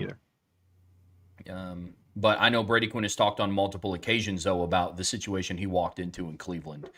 And on the multiple occasions that I've heard him talk about it, none of it surprised me. I mean, you look at the track record on the field, I find it hard to believe that they, went 0 for 14 on quarterback draft picks because all 14 quarterbacks didn't want to be successful in the National Football League. They have a lot of systemic problems. Yep. Agree. From Irish Dragon, preseason projection, what defensive assistant do you think will be the most impactful at the end of the year? I think it's going to be Charlie Partridge just because what we said all offseason, the D line has to be the foundation. Like that's the unit that's going to tell us whether this is an elite team or not an elite team on defense. So I'd say Charlie Partridge. That'd be my. It I doesn't mean that it's more he's better or it just the D line coach is so important to laying that foundation for being an elite team. That's the thing. It's just very, very Yeah. important. That my answer is Charlie Partridge as well. Agree with what you said, and also it's like we've seen an elite secondary at Notre Dame. We've spent the last 8 months talking about how good this linebacking core was going to be. If the D line plays at the elite level, that's going to be the thing that stands out above the rest. Even if Aaron Henry and Brian John Marie are everything that we think that they are, the D line performing to the level that we think that they can, that would be the thing that stands out. Big time. Big time. From fatness to fitness challenges, hypothetically, what age would you begin showing your children war movies made in the late 90s and onto the current day? Asking, since that seems to be the transition to, quote, as realistic as possible. Great question, actually. It would depend on what kind of war movie are we talking about. Are we talking about like War Machine or Rambo or Terminator? You know what I mean? Like probably much older if we're talking about Glory, which is a war about the Civil War and a black regiment in the Civil War, which is based on a true story. If we're talking about, the John Adams series on HBO, if we're talking about something that's I never saw the movie Gettysburg, but some people like it, some people don't. But if something like that that's maybe more built on that, I would watch it first. I'd want to see what the language was like. Is there an inappropriate scene that doesn't necessarily have to do with the war? I would say at a somewhat of a young age because I want them to understand history and I want them to understand that war isn't something that's like cool necessarily. It's gruesome. It is brutal. I'd like would I have a 3-year-old watch Saving Private Ryan? Probably not. Would I want my elementary school age kid to watch Saving Private Ryan? Yeah, I want him to have an understanding of what it was like because as young kids, we can romanticize war. We play war out in the backyard. We shoot guns at each other, air guns at each other. And it's a cool thing, because we watched Rambo or something. But war is hell, and like there, but also war also shows courage. It shows the worst part of humanity and the best part of humanity. You know what I mean? And I would want there to be some level of exposure to my child. What age would that be? I don't know, but it'd probably be elementary school. I'm not going to have my 3-year-old sitting down there watching Platoon with me. You know what I mean? Or Full Metal Jacket. Those movies my kid's not watching, but Saving Private Ryan, from what I've heard about the Band of Brothers, the Pacific, things like that. I would, Glory, I'd want my kid to watch that at a younger age, as long as we understood going in, hey, this is why we're watching this, and I want to prepare you for this, and I want you to understand that. I think there is merit to that. I think history is one of the most important things we can teach our children, and it's considered something that we least teach our children, unfortunately, in schools and stuff, and as parents. So I would absolutely do that. I'm very blessed that my dad had that understanding. My dad sat us down and made us watch Roots when I was a kid. You know what I mean? And he explained this isn't a true story, but like he wanted me to have an understanding of that part of our history. As someone who loved America and is very pro-America and very right-leaning and things like that, we watched Roots when I was a kid. And we were prepared for why that was. So I think all those things can have an impact on you, certainly. Yeah, this is a good question. Lauren and I actually had this conversation last night about when Mm-hmm. movies and stuff like that, when we're going to start showing in movies, and something around like war movies. As long as there's a lesson around it, I would probably say end of elementary school, going into middle school, especially now when you factor in like video games. uh, War, to your point, Brian, gets very glorified, and it now some do it for the right reasons. Talk about Mm-hmm. courage and the sacrifice, but then other times it's what cool attachment can I put on an AK-47? What cool attachment can I put on an M27, or just rattling off a bunch of different Mm-hmm. weapons in Call of Duty. And so as long as they Sure. understand the true meaning of why we're watching it, then I'd be all Yeah. for it. My kids will not be playing things like Call of Duty and Doom and things like that. That I can promise you. I can promise you that. But yeah, it's interesting, and it's things you now have to really be ramping up those conversations, because you're going to be in it here soon, because Yeah. you are going to have the son. Another one from Fatness to Fitness. Have you decided to renounce Italian food as your top choice for mealtime? No, I'm not eating a lot of Italian right now because I'm on a low carb diet, but no, absolutely not. Just because something isn't, you're not eating it a whole lot right now because you're trying to eat certain things, doesn't mean it's still not wonderful. I'm not having lasagna right now, but it's still glorious. You know what I mean, Trev? Like, wish I could. So no, definitely not doing that. Yeah. I would Yeah. also need to make sure that my Italian wife isn't watching the show right now, because as you guys saw yesterday, sometimes she's watching, and got to be prepared for that. But no, in all seriousness, I loved Italian food even before that. My parents would take us as a kid to this restaurant in Lima called Parazan's, and it was like an Italian place, and it'd get spaghetti and pizza and stuff like that. It closed down a long, long time ago. But yeah, I've been an Italian food guy for a long, long time. That's not going to change. Yeah. Italian food is up there for me. I don't know if I would call it my number one go-to, I've but it's said up there. it's mine. That's why I think he's pushing back on that. Do you have like one that is your favorite, or is it kind of like depends? Like, because I'm also a mood eater. I mean, Italian's my favorite food, but sometimes I just want a smash burger, or I just want a steak, or I mean, I'm a mood eater as well. Even, but if you say you can only have this, I'd be Italian, but it's not always what I want. Yeah, if I'm going to be honest, and this is just such a lame answer because there's so much good cuisine out there. I'm just such a sucker for kind of like what people consider American food, burgers, brats, barbecue, like that stuff would be my go-to. If like you Trev's gun at to my home head, making cheeseburgers, playing, you know, uh, Lee Greenwood's "Proud to Be an American." I love it. Love it.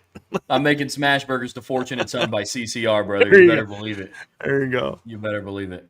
From Tyler Ottinger, how would you feel about players choosing their own hype music for big plays, kind of like a walk-up song? And then as a bonus, what song would you choose for yourself?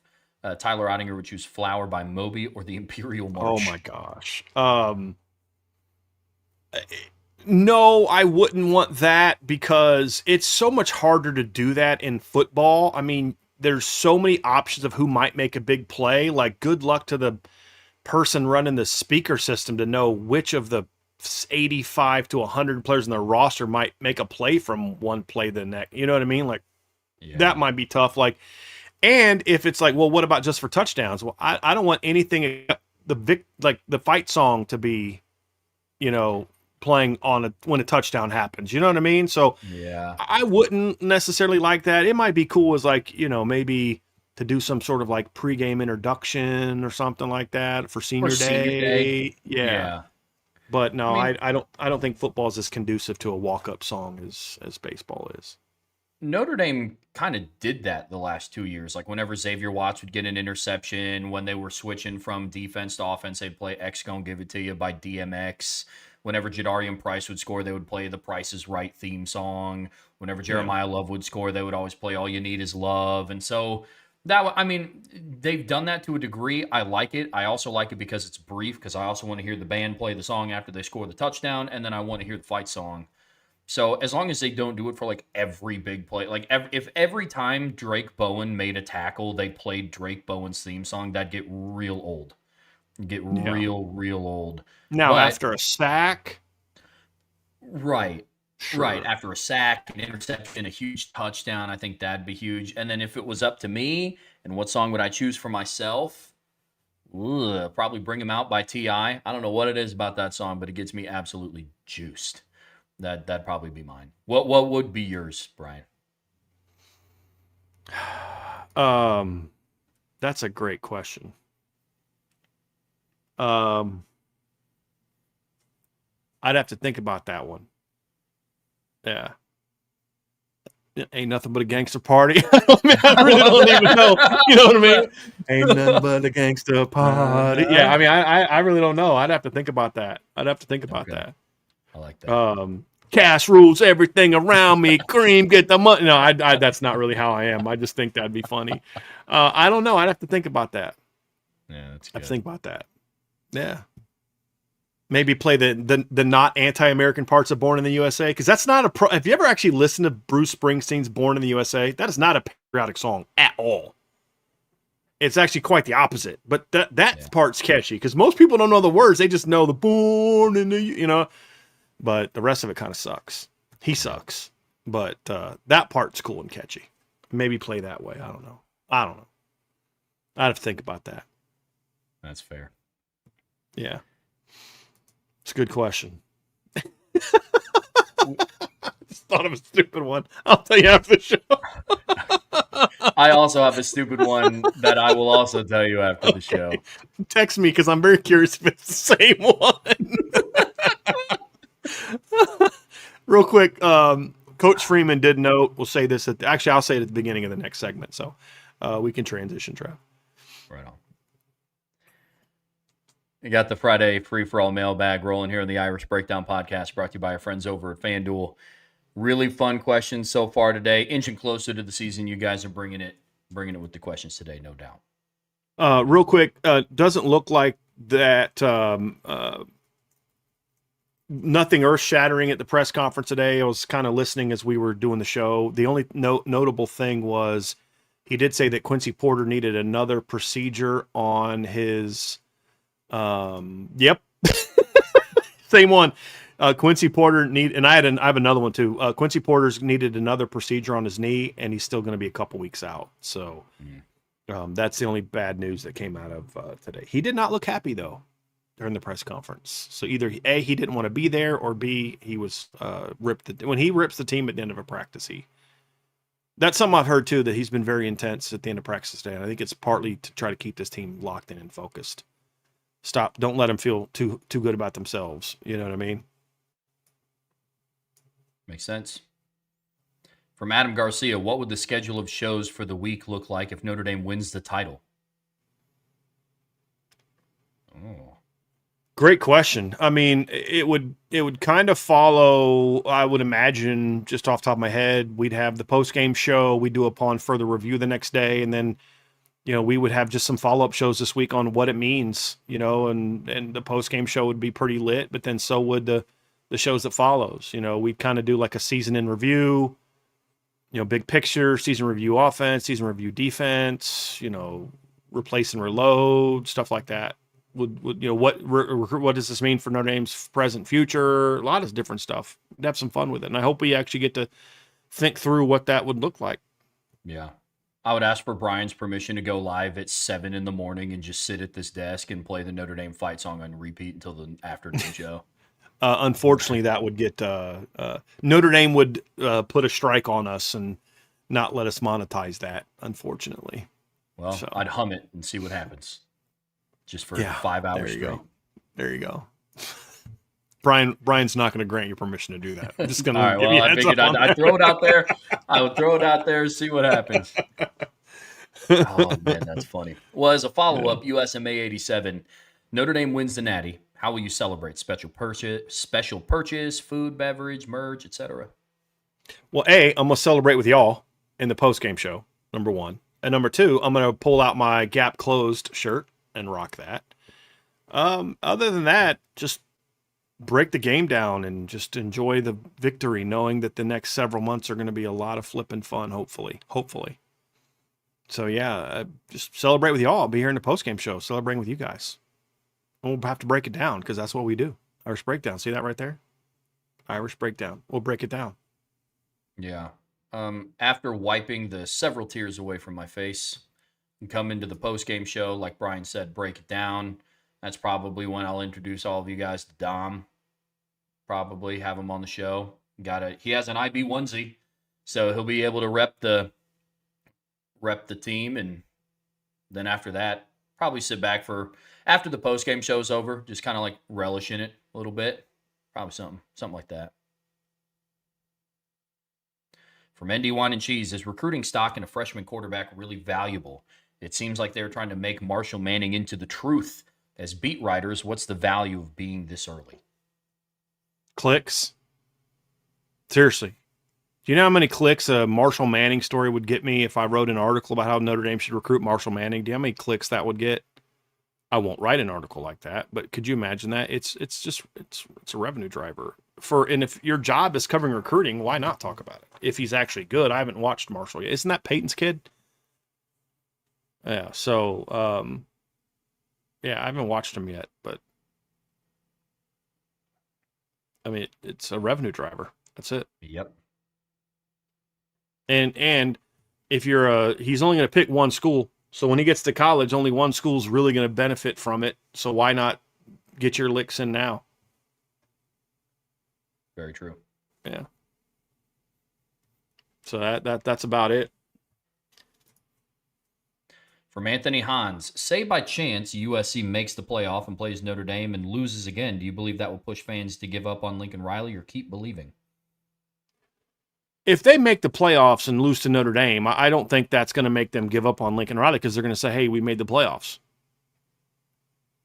Exactly. I mean, that's what they would focus on. Right. Most of them. There'd be some that would be like, hey, maybe if we would have played Notre Dame in the regular season and got them in LA, we'd have had a better shot at beating them and knocking them out. I mean, I think the real ones will say that. Like, hey, you didn't have to play them in Miami.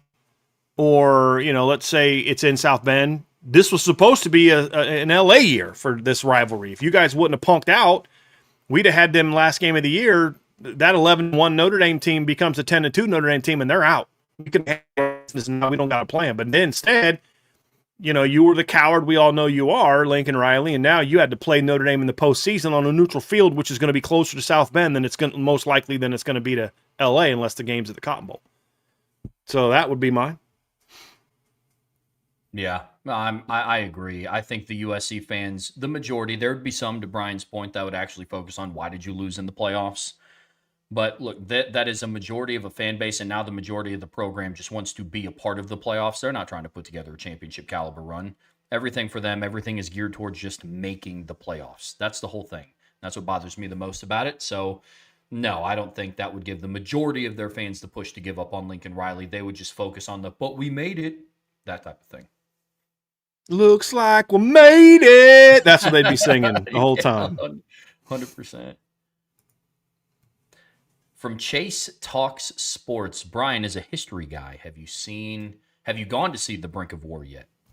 I've not. Is that in studio or is that in theaters or is that on Angel TV? I'm not sure. But no, I'll just be honest. I don't know that I'll see it. I've seen it.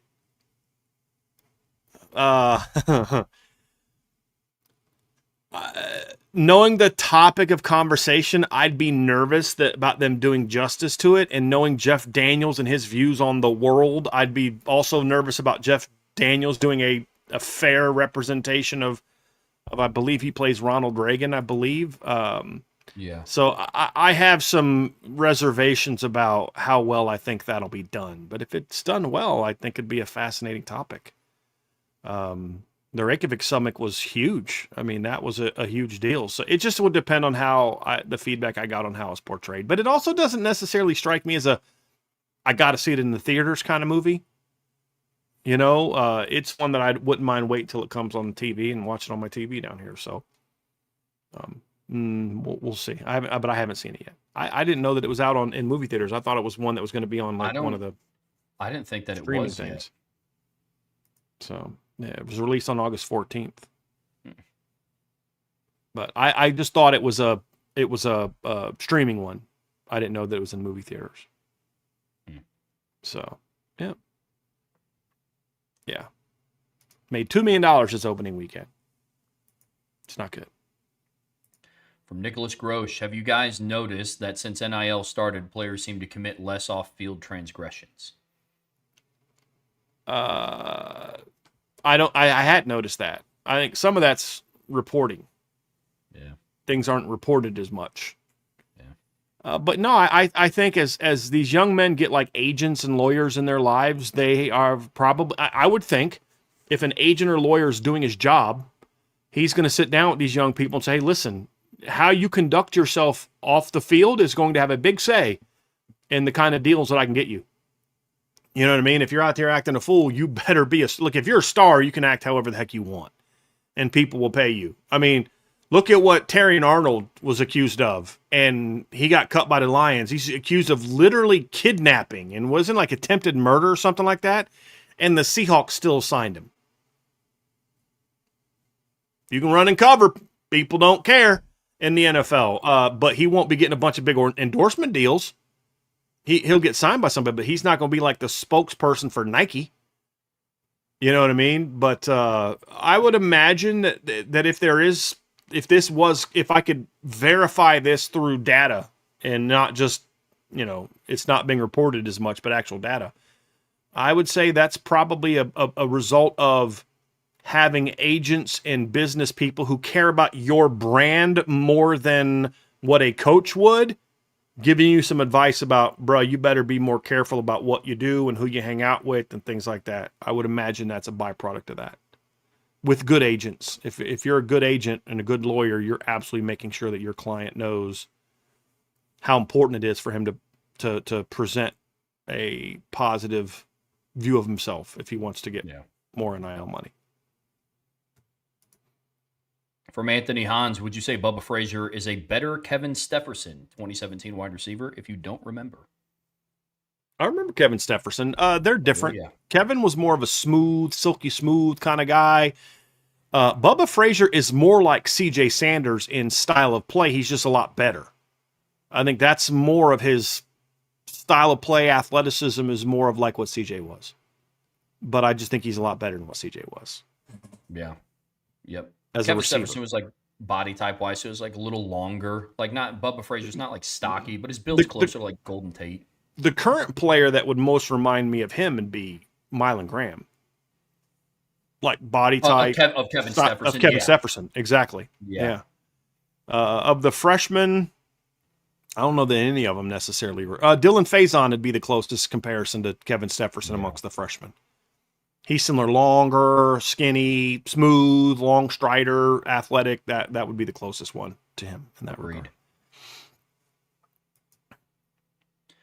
From Acupuncture, how would you describe, I'm assuming this is Isaiah Rodgers' style as a runner? Is he more of a between the tackles power guy, a home run threat, or a complete 3-down back who can also catch? Right now, I don't know that any of those three fit him entirely. I'd say mostly as a home run threat right now. But I think he has the potential to be a complete 3-down back in time. He's more like that one cut and go, type of explosive guy, can catch the ball a little bit. That would be my pick of those three. Would be the right now he's more of a home run threat that has the tools to develop into a 3-down back. Agreed. Yep. Good question. All right, let's get to one from Gavin Wright. Fellas, my hot take for the season is CJ Carr going for somewhere in the area of 3,500 to 3,800 passing yards, and Jaywan Sider actually throwing us a curveball and playing 4 backs over under on my wildness. Are we talking regular season, Trev, in our response to this one? Yeah. Or okay, so if we're gonna stick to, because if it's playoff, that's a no-brainer. If we're talking regular season, I say that I don't think you're out of your mind on that projection. On the CJ Carr one. Look, if you look at last year, so he threw for 2,741 yards. What did he throw for against Syracuse? Wasn't it like 49 yards? Yeah. So if you look at his per game, actually take out the weird Syracuse game, because I promise you, if Notre Dame didn't have 3 touchdowns to start the game before the offense took the field, Jeremiah Love and CJ Carr's numbers would have looked very different. So he was at 244.7 yards per game. If you put that over the course of a 12-game season, that's 2,936 yards with the way things went last year. 3,500 yards over a 12-game season is 291 yards. So that's basically a 291.7. So that's basically only a 47 yards per game improvement, which I think is certainly possible this year to get to 3,500 yards. So no, I don't think that's unreasonable at all. I would argue, in fact, that the only reason that I don't think he gets to at least 3,500 is if he hasn't played in the fourth quarter of but 4 games all year. That would be the only reason that I think he wouldn't get to that point in time. So I actually think that's pretty reasonable, barring the opportunity to, you know what I mean, to be there. So, and then the 4 backs, I could see that. I think it's most likely 3. Yeah. So I wouldn't go with you on that one, but look, I'd go under on the backs. I'd call it a wash. I think your range on the yards is good. Yeah. Yeah. If we're sticking with over under in betting terms, I guess I would consider the entire submission a push. But yeah, I'm with you on the 3,500 passing yards. I think the rotation will be 3. I wouldn't be beside myself if it went to 4. But I think it's 3. Now, real quick, a reminder, if you are in this area, Michiana area, Granger, South Bend, Mishawaka, Elkhart, even down to Goshen, I found out. If you're in this area and you need any concrete work done, like we had our driveway done, you got to call the Robert Jeans Corp. That's where Remington Jeans works. He is the man. I met him. I met his 2 cousins.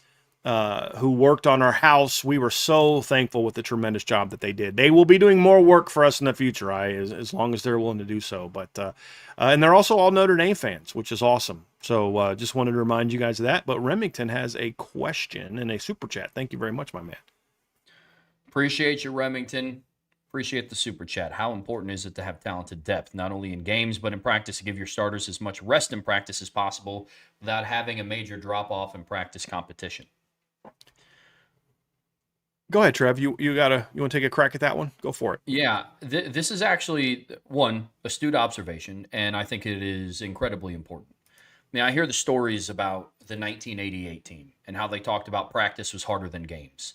And that's not because Lou Holtz was having them run 3 miles every practice and games were easier. It's because the level of competition that they were facing on a week-to-week basis was sometimes more difficult than what it was when they would face it on Saturdays, and that was still with facing a host of top 10 teams. You look back at Nick Saban's run at Alabama. In fall camp, you have Devontae Smith going up against Pat Surtain. You have Derrick Henry trying to run against Reuben Foster and guys like that. I mean, that's why it was more difficult in practice. And then when you have talented depth, because, we get this question sometimes, but very rarely in the offseason do they go best on best, very rarely in season do they go best on best during game week. It's you're going against the prep team, the scout team, the second team, things like that. But now what are we talking about here? Real world application for Notre Dame. It's Yeah, Ashton Craig and Anthony Knapp and on the interior are going against the scout team. Well, what if that scout team is Elijah Golden and Tiki Hola and Davian Dixon and Christopher Burgess as he's working his way back from injury? Things like that. That's where the difference is. It's no longer gone are the days where the scout team is made up of some like walk-on players, really good high school Hmm. football players, but it's just a different level. And so, yeah, I think having talented depth is exceptionally important. Yeah. I don't think that having depth is important for giving guys rest in practice. I think you want to maximize rest in practice. I think the way that modern coaches have found ways to not have as much wear and tear in practice is to just have shorter practices. Be out there for 2 hours, get a ton of work done, and then get in the film room.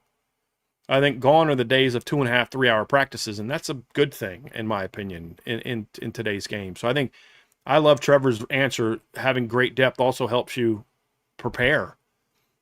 But I do think there's a notion of it does, you have to find that balance between you want to get your ones a lot of work and then also not overwork them Monday to Friday. Sure. So I think that's why, you go with a lot of the 60-40 rep splits between the ones and the twos. That's why you see that in practice. I don't think that necessarily changes a whole lot. I think what you can do is like, hey, we're going to work quickly and get as much work as we can.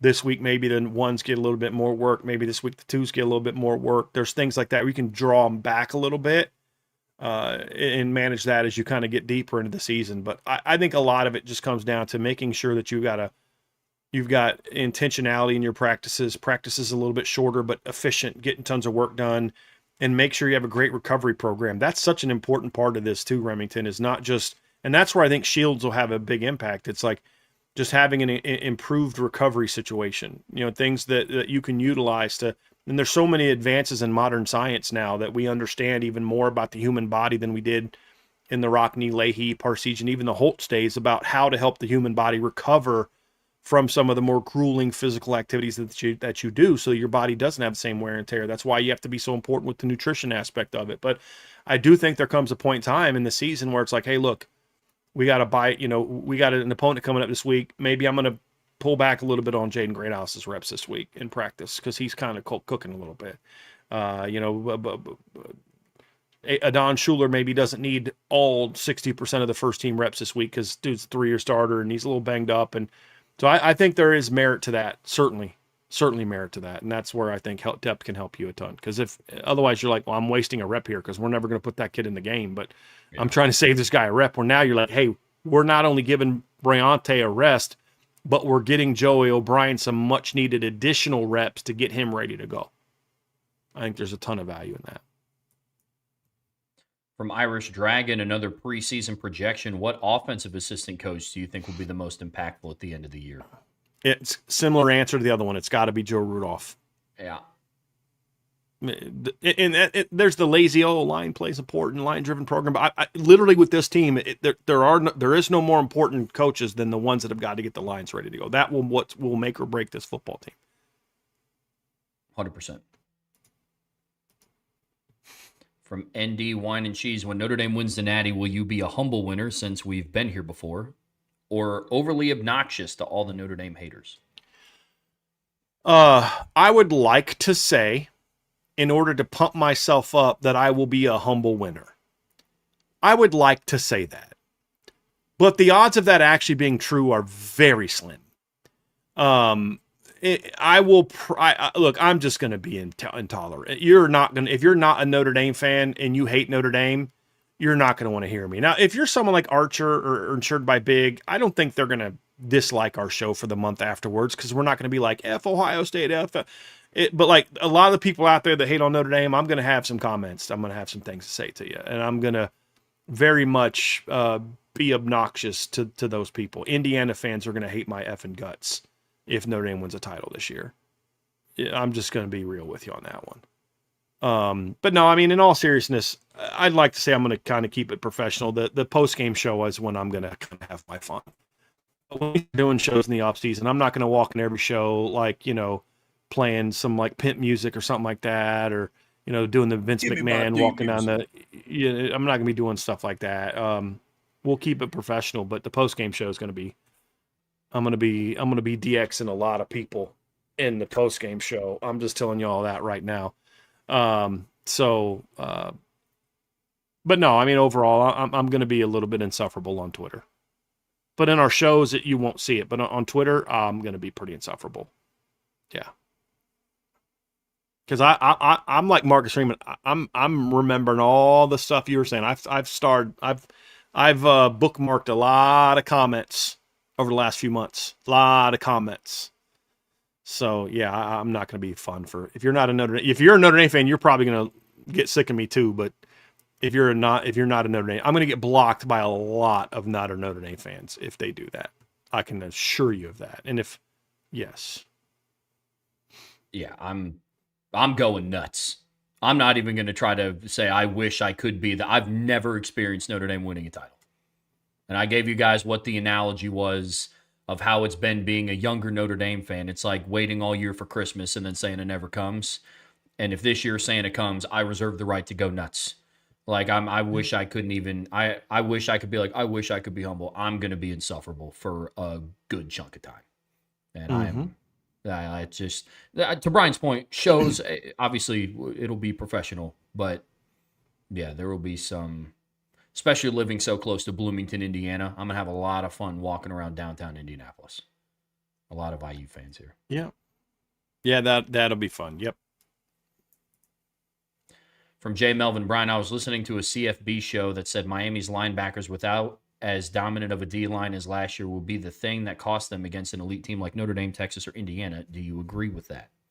If their D-line's not elite, I would agree with that. I don't think it's a given that their D-line is going to be elite. And I'm not also ready to jump on that too much because I have some question marks about how good their edge is going to be against the run. But if they're healthy up the middle, their D tackles are going to still be really, really good.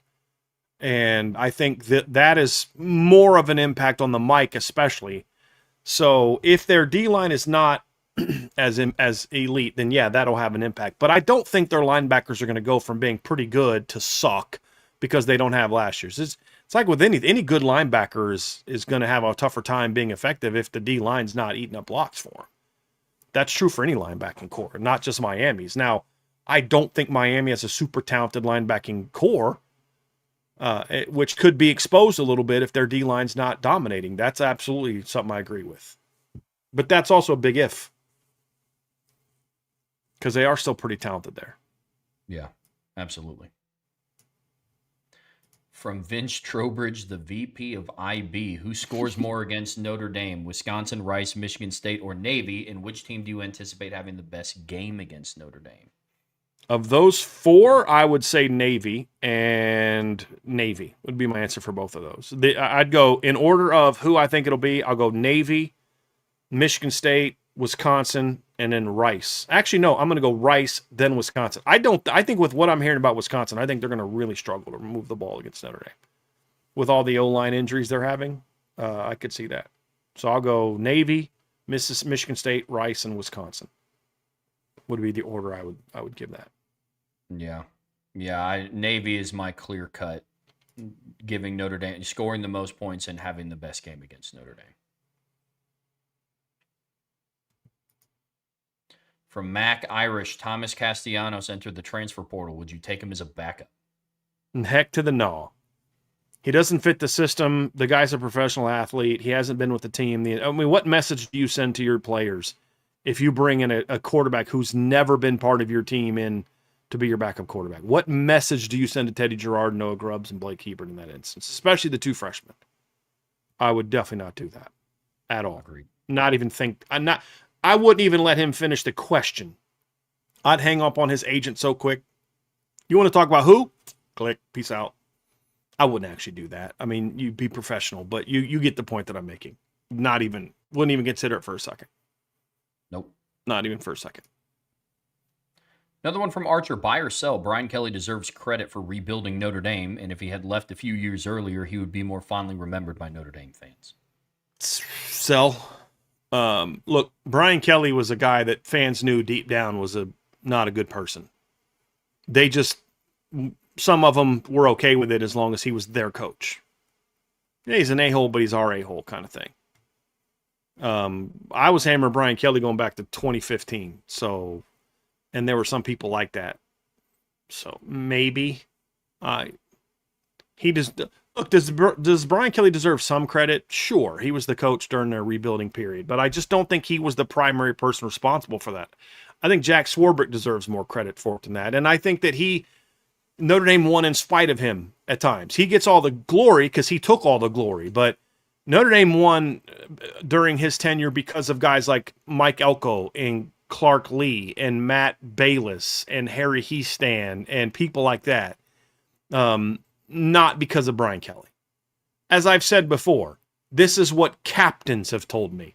He'd welcome us back in January and we wouldn't see him again until like a week before fall camp.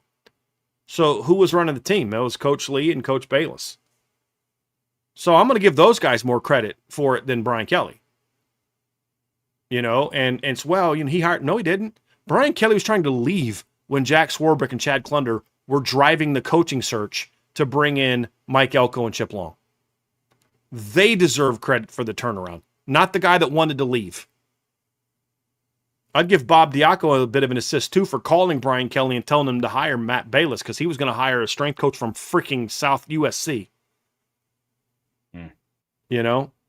So, yeah. Pass. From Gabriel Weiss. With having an elite quarterback like C.J. Carr who can distribute the ball, would you rather have one elite wide receiver with just decent guys around him or a wide receiver room with no true number one but really good overall room? Really good overall. Look, you can take one guy out. Texas showed that against Jeremiah Smith 2 years ago. Notre Dame showed that against Marvin Harrison twice. Right? Benjamin Morrison locked Marvin Harrison down twice. But what happened? Emeka still made plays. Carnell made some plays. Who was the slot that caught the touchdown against Jaden Mickey? It was a former walk-on kid. You know what I mean? It wasn't Marvin Harrison Jr. Give me that. The good talent around him.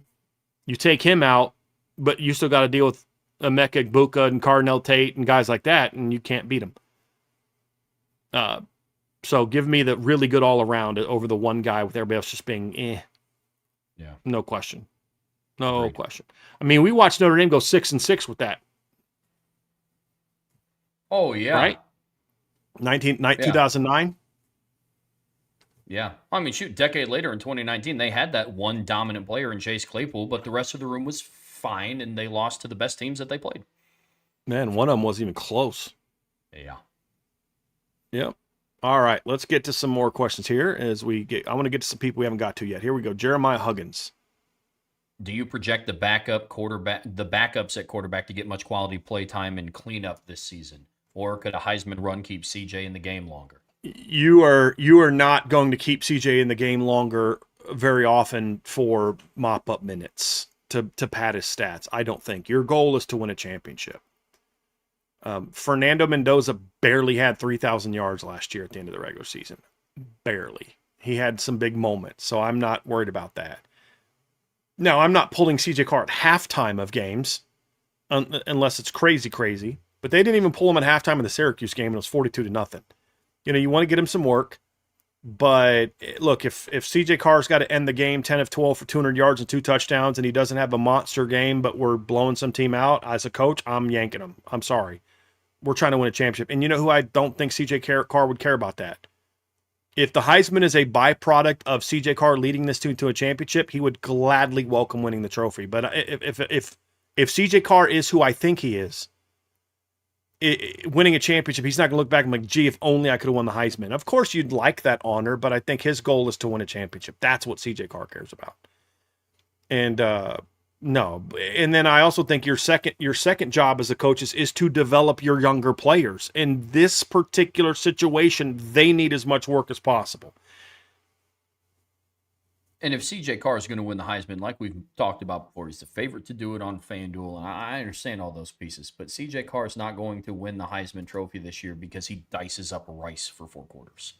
He's not going to win the Heisman Trophy because he gave Stanford the business. It'll be what he does on October 17th, November 7th, and November 21st. And that's what's going to win CJ Carr the Heisman. And those are 3 games that right now, if I had to project, he's probably going to play all 4 quarters. That's where he's going to win the Heisman Trophy. It's the same thing with Fernando Mendoza. He didn't win the Heisman Trophy because he, had a good stat line against Old Dominion, and Indiana State had no answers for the Indiana offense. It was for what he did on that comeback against Penn State on the road, for how he performed and got the big win over Oregon on the road, because he didn't even play that well in the regular season against Oregon, but the team got the win. You know, it's games like that. He threw a pick six that let Oregon get back in that game. But it'll be games like that, Jeremiah, not so much like him passing for 450 yards against North Carolina. It's going to be, how does he perform against BYU, Miami, and SMU? That's it. Not because, man, if only he would have stayed in the BC game longer. 100% correct. From John A1, name 3 former Notre Dame players who have coached better, would have led their teams being 1 win better. Brandon Wimbush and Kevin Austin come to mind for him. Brandon Wimbush is absolutely on my list. Kevin Austin is not, because Kevin was not coached well, but Kevin also didn't have the right attitude. He did not put in the work to be the guy he could be. I think Brandon Wimbush is a good one. Andrew Trombetti is one for me. If he would have, and Cole Luke are 2 guys that I will always say, if they didn't have to play for Brian Van Gorder their entire careers, they would have been much different players. Much different players. Jarius Jackson is another one. Like, if Jarius Jackson could have played for like a better offensive coach, Jarius Jackson, I think, would have had very different careers. Well, that's another one that pops into my head. Yeah. Those are good ones. Yeah. Those are really good ones.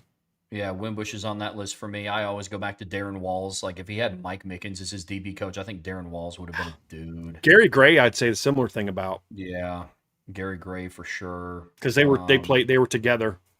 Yep.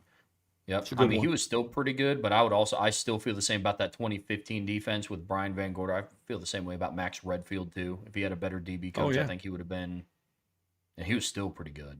But Jalen Smith. Yeah. If he would have coached better, you're telling me that 2015 team doesn't maybe win one more game because of his if he was used properly. You know what I'm saying? You don't think that could have impacted the Stanford game if he was used properly, or maybe the Clemson game if he was used properly? Right. You know what I mean? Or that's absolutely one. And when I talk about Trombetti and Cole Luke, I think that 2014 or that 2015 defense is, looks a whole lot different if you're using those guys correctly and appropriately. And they didn't do it. I mean, shoot, we could just come up with just 3 quarterbacks, not even just 3 players. If they were just, I would have loved to have seen what Dane Chris could have done if Brian Kelly didn't start his streak of quarterback regression with Dane Chris. That might actually be the top of the list. 2011, if they would have handled Dane Chris appropriately, I can feel pretty confident saying they're not 8-5 in 2011. Yeah, and that starts way before the South Florida game. Way before the South Florida game. Yeah, I think it's a good one. It's a very good one. That might be my new number 1 when you say that about Dane. That's a great point. Here's another one from John A1. Do you think it's possible for Notre Dame to have the first 2 cornerbacks taken in the draft, just like Notre Dame had the first 2 running backs go in the draft last year? It's possible, but unlikely, in my opinion. I could see 2 first-round draft picks, but I don't know that they'd be 1 and 2 overall. It's possible, but it's unlikely, in my opinion. Agreed. Yeah, definitely agreed. From Fighting Irish Warrior, which team would you like to beat to win the championship this year? 87 Miami, 19 LSU, 23 Michigan. 23 Michigan, because that's the only team that wasn't legit. 87 Miami was a legit champ, and 2019 LSU was a legit champ. I don't really, you know what I mean? I'm not. 23 Michigan, I'd love to be able to expose those frauds. Yes, absolutely. Agreed. Here's another one from Fighting Irish Warrior.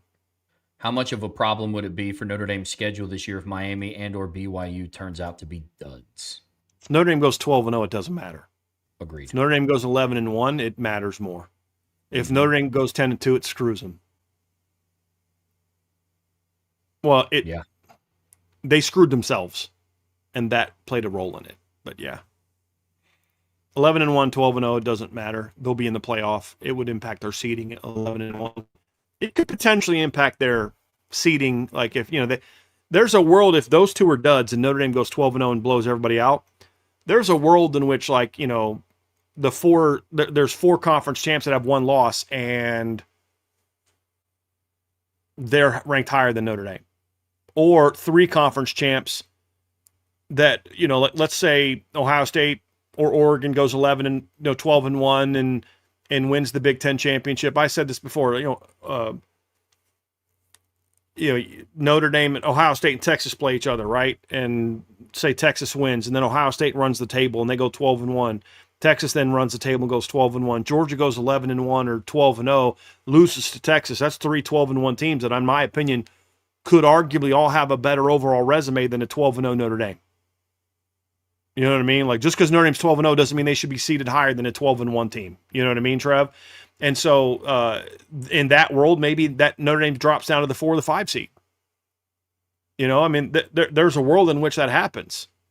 You know, where Ohio State beats Texas, loses to Oregon in the regular season, gets a rematch win against them, or vice versa. Texas has only lost to Ohio State, and all of a sudden you got 3, or Georgia goes 12. And all of a sudden you got 4 12-1 teams that all would have significantly better overall resumes than potentially than Notre Dame if those teams turned out to be duds. Right. And in that world, if Oregon and Ohio State go and Texas, who all play some way each other, go 12-1, and Georgia goes 12-0 and loses to Texas in a close game in the SEC title game, and BYU and Miami are duds, you won't hear me say a peep about Notre Dame being a 5 seed. You won't. Yeah. So just having a better record doesn't necessarily mean that you're the better team. Agreed. You know, and you have to be able to look at that overall. And I mean, Agreed. selfishly, I wouldn't mind that either, because we'd get to have another home game at Notre Dame. But the point would be they would have earned it, in my opinion. Now, that assumes that the schedules are as tough as they look on paper. I mean, that the context is we're making an assumption that those two teams are duds, and those schedules are as tough as we think those schedules are going to be this season.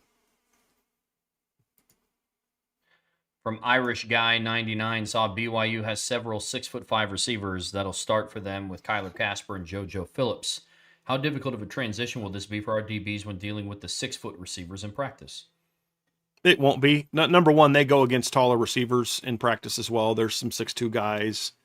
But it's honestly, it's not even about that. It's do your job, right? Play your role, know your coverage, be in the right position, and then play the football. I mean, that when you're properly taught how to play the ball, all that changes is the arm angle in which a guy's hands are. You're still taught to go through his hands. You're still taught to high point the ball. You're still taught different things that don't necessarily impact a 6'5" guy. And then sometimes that guy's just going to make a play on you, and you live with that. But then there's other things that they're going to not do as well because they're 6'5" and not 6 foot. So it's just about doing your job. And then if a guy's giving you problems, whether he's 6'5" or 5'11", you then adjust your coverage to stop it. So it's not that difficult of a transition. You do your job, know your coverage, play the ball the way you're taught to play the football. Yeah, I'll be honest, that's not even like the practice transition to game that I'm most intrigued. I don't want to say concerned. I'll say most intrigued to see how they handle. Blake Hebert's kind of the only mobile quarterback on the roster, and there's a good amount of mobile quarterbacks on the schedule this year for Notre Dame. A good amount. Yep. So this would be a year where I would have loved to have had Tyler Buckner as my scout team quarterback to emulate Colton Joseph and Braxton Woodson and Kevin Jennings and some of those guys. So that's a practice to game scenario that I'll be very interested to see how they handle this year. Yep. From Law Dog, if you could choose one player on each side of the ball to have a consensus All-American season, who would it be? I remove CJ Carr as an option on offense because that's too easy. Consensus All-American, give me Jaden Greathouse or Will Black. Yeah, That'd on be offense. mine. Yep, on offense, my answer was Will Black because I'm assuming that Anthony Knapp and Gerby Lambert are going to put themselves in that contention naturally. Exactly. So exactly. I'm assuming they're already going to be in the conversation. Exactly right. Yep. So I'm adding Will Black to that. And then on defense, I mean, Bryce Young. We talked about how much of a difference maker he could be if he's the one that takes that big step and has that massive breakout. Dude. Yeah, give me Will Black and Bryce Young. Either Bryce or Armel Mukam and Christian Gray. Yeah. Yep. Bryce or Armel up front, and then Christian Gray in the secondary. Or whoever the starting field corner is opposite Leonard Moore. It's more of a corner opposite Leonard Moore because that means those guys are making a ton of plays on the football when targeted because teams are avoiding Leonard more. Yeah, I like that. From Bees, if Georgia gets another first round bye and gets bounced out immediately, what would that say about Kirby Smart or the SEC as a whole? I don't think it says anything about the SEC as a whole because the SEC as a whole should be evaluated on what the league does as a whole. That's always been our argument. Just because one team wins it all, like let's say Georgia goes and wins it all, but the rest of the SEC struggles. They get beat a lot out of conference. They have 4 teams get in and 3 of them get annihilated in their first game, but Georgia goes and wins it all. Does that mean all of a sudden the SEC is good again? No, it doesn't. It means Georgia was good again. You should be evaluated on what your league is as a whole. Now, if the league as a whole gets bounced early from the playoffs again, like they have the last couple of years, that would speak to it. But if let's say Georgia does get beat in the quarters again, let's say they win the SEC again and they play quarters again and get beat, I think. Well, what else happens? Does Texas make a run to the title? Do they have 3 of the 4 semifinal teams? Georgia's the only one. There's a lot of things that would have to go into that, but. I think what it would say about Georgia as a whole is exactly what I've been saying about Kirby Smart is Kirby Smart is still trying to build his team to win the SEC and not a championship. In the 4-team playoff, those two things went hand in hand. Because half the time, half the playoff was SEC teams. Mm-hmm. And you didn't always necessarily get tough matchups because you were getting an ACC team or a Big Ten team and they were built now because of the expanded playoff. You're getting a wider variety of teams that are making it, and you're still trying to win sort of the 4-game playoff ground and pound, win the SEC, and then the SEC champ is going to have a great shot to win it all. That's what he kind of built for. They're not built the way that you are now, where you're going to have to play maybe a Notre Dame or an SEC team or another SEC team or a Pac-12 team or a Big Ten team that's got some speed or whatever. He's still playing to beat the SEC, which to a degree you kind of need to do. But the reality is winning your league is now way less important than it used to be. I don't like that. That's not a compliment. This is what's great about the sport. No, I hate that. But that's also a reality. You don't have to win your league. And in some ways, there's kind of some advantages to not winning your league, in my opinion. Because you get a little bit more time to rest. It's one less game. And now it's about building to win in the playoff. And in order to win that, they've got to be better than they are. I think that's what it says. I also think what it would say about Kirby Smart is he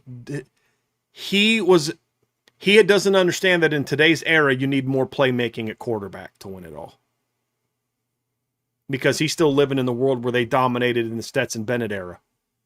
With a gamer, like, hey, we won with a former walk-on, you know what I mean? Yeah, in a different era where your roster could be, loaded with 5 stars because once a kid got to your school and you paid your 50 to 100 grand to get him there, he wasn't going anywhere. This is a different world. He doesn't know how to build a roster in this new era. That's what it would tell me. A championship roster in this new era. That's what it would tell me. Yeah, that's very fair. Super chat from Sloppy Joe. Appreciate the super chat. What would Boubacar Traore and Bryce Young need to do respectively in order to both be drafted in the first round of the 27 draft? Yeah, I'll work back to front. For Bryce, it's about honing in your game, finishing better at the quarterback. Look, we've talked about it a lot. He was second on the team in total pressures. He had 29. Boubacar had 31, but Bryce played 92 less pass rushing snaps, but he only finished with 2 sacks. The other piece for Bryce is being a more effective defensive end against the run. If he's going to be taken in the first round, you have to be able to, at 6'6", 260 pounds, you got to be able to be very dominant in both phases of the game if you're going to be taken in the first round. You can't just be an elite level pass rusher. Obviously, that helps given the nature of the NFL and the type of style of play that's in the NFL right now. But that's what I would say for Bryce. For Boubacar, it's being who, this is kind of a cop-out answer, but it's kind of being who we believed you to be this season. It's you take that next step and you build on your 10 tackle for a loss, 16 or 6.5 sack season, and you get double-digit sacks, and you're, 17, 18 tackles for loss guy, and you're that true game wrecker. You're the guy in November 7th against Miami that you're the difference maker on defense, one of. So when you get into the postseason, you're always the the most dangerous person on the field on the defensive line. It's things like that. Big game impact for Bryce. It's taking that step in both phases of the game, and for Boubacar, it's truly becoming that game wrecker. They both do that. I think they both can be drafted in the first round of the 27 draft. Agree. From ND Milton fan, how is camp for Mark Zachary? I'm a little surprised there hasn't been more on him. I mean, I look, my man, we saw him the first practice. He did okay. We literally haven't seen him do anything since then. We haven't seen any of the corners do anything since then. We've literally, since the first practice, seen them go through stretch, special team drills, and individual periods. That's it. We saw one-on-one period in fall camp this year. We saw a little team tempo stuff they didn't throw at him. There's just not a lot out there. I don't, you know what I mean? Like, I don't know what we can say when we've had one full practice and it was the very first practice of fall camp. There's not a whole lot else out there. And you can say, well, he's having a rough camp because the last week, the videos, like almost every other one is of Marcus Zachary getting beat. And they're making these crazy camp. Well, the flip side is he's in good coverage and they're just making great plays on him. We don't know that the last three he broke up. Like, that's the problem. ND Milton fan is we just don't know. There's not a lot out there because there's not a lot of access. We don't I don't know what you want us to say when we haven't seen him practice. He looks really good in stretch. He looks really good going through drills. They all do. That's the problem, in my opinion. Just a couple more before we get out of here, Trev. Here's one from Carlos Garza. I'm going to try and sneak this in, but serious question. What do you like more, brisket or ribs? I'm a ribs guy. If they're done well, if they're both done well, I'm more of a ribs guy than a brisket guy, but it's a win-win situation for me. Yep, same opinion, but of brisket. Assuming both are done well, I would choose brisket over ribs, but I'm not turning down either. Yep. From Beezer12 Washingbeard, what will be the narrative around Lane Kiffin if Ole Miss beats LSU this season and they lose 4 more games? Oh, it'll be, he's terrible. Should have stayed at Ole Miss. I mean, they'll hype it up. I think it'll be nonsense. We've tried to tell you guys, if they struggle a little bit this year, there's a reason why. Be patient with it. The guy's proven he can win. He's just walked into a worse situation than I think maybe people realize. That's what the narrative should be. But the media also won't miss opportunities to bang on Lane Kiffin either, which is some of that's deserved. I mean, you talk as much as Lane talks, you better back it up. And when you don't be shocked when people want to come at you. But a proper narrative is he's been warning you guys since the spring to be patient. You know what I mean? Like, Lane's not the one to kind of necessarily want to pump the brakes on things, right? He's normally like full steam ahead, let's talk trash. He's been trying to say, got to be a little patient here. I think he knows the roster's not what maybe some people think it is. Or at least it's not there yet. Hey, we have some potential here, but we're still not sure of this. And so my narrative would be, guys, he kind of warned you all that this might come. And he knows the roster. And, like, if everything works perfectly, maybe LSU can make a run. But I think they're more of a 3-loss type of team, which would be fine as long as they're trending in the right direction towards the end of the year. But, yeah, the narrative will be, Lane, boo Lane. He should have stayed at Ole Miss. This is what you get, blah, blah, blah, blah, blah. The same tired narratives that they like to use when they like taking shots at people. Yep. Yeah, we had a couple good quick ones from Salty that we'll just quickly get to. Which offensive players have you been watching most closely in fall camp for whatever reason you wish? There's really not a specific player per se because we get such little access. I have spent a lot of time trying to watch the younger players on offense in practice. How do they look? How do the young offensive linemen look? How do the backups look? How does Owen Strebig looked? How does Bubba and Braden Robinson and some of the younger guys look? I don't really care what Jaden Greathouse does during stretch individual and stuff like that. I don't care what Jordan Faison does. I've watched so little Jordan Faison in fall camp because I don't care. Jordan Faison is Jordan Faison. I don't care what he does in an individual drill. I've never seen Bubba Frazier up close. I've never seen Braden Robinson and Dylan Faison and those guys up close.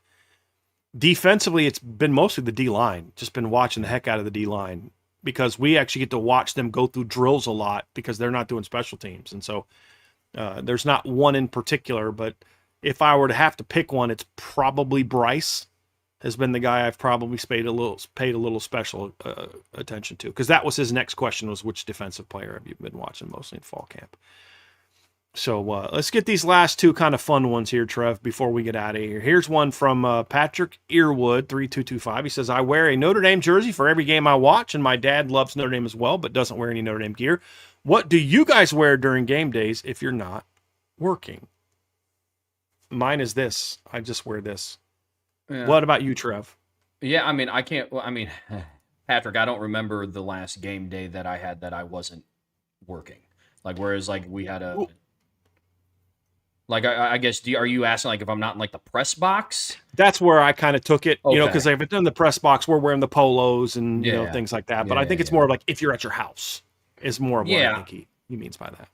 I'm a jersey guy, too. And I have, they're all of, like, the 2005, 2006 type of, like, the Charlie Weiss jerseys, I call them, that they wore from my memory from 05 to 2009.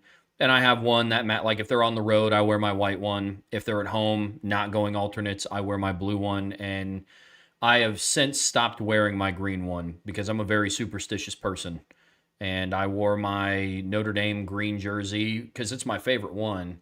I wore that for the Ohio State 2023 game. I wore it for the Ohio State 2024 game in the Natty. And then I wore it for the 2025 Texas A&M game this past year. So I've just stopped wearing that one altogether, but it is still in my closet because I'm not throwing away anything Notre Dame. But I'm a jersey guy until it's time for the post game. Then we start repping IB and we're ready to go. And then from Maurice Osborne, what's your opinion on the running back rotation? How can you rotate 2 to 4 running backs in a game? I heard the freshmen finished off fall camp really well. I've heard that as well.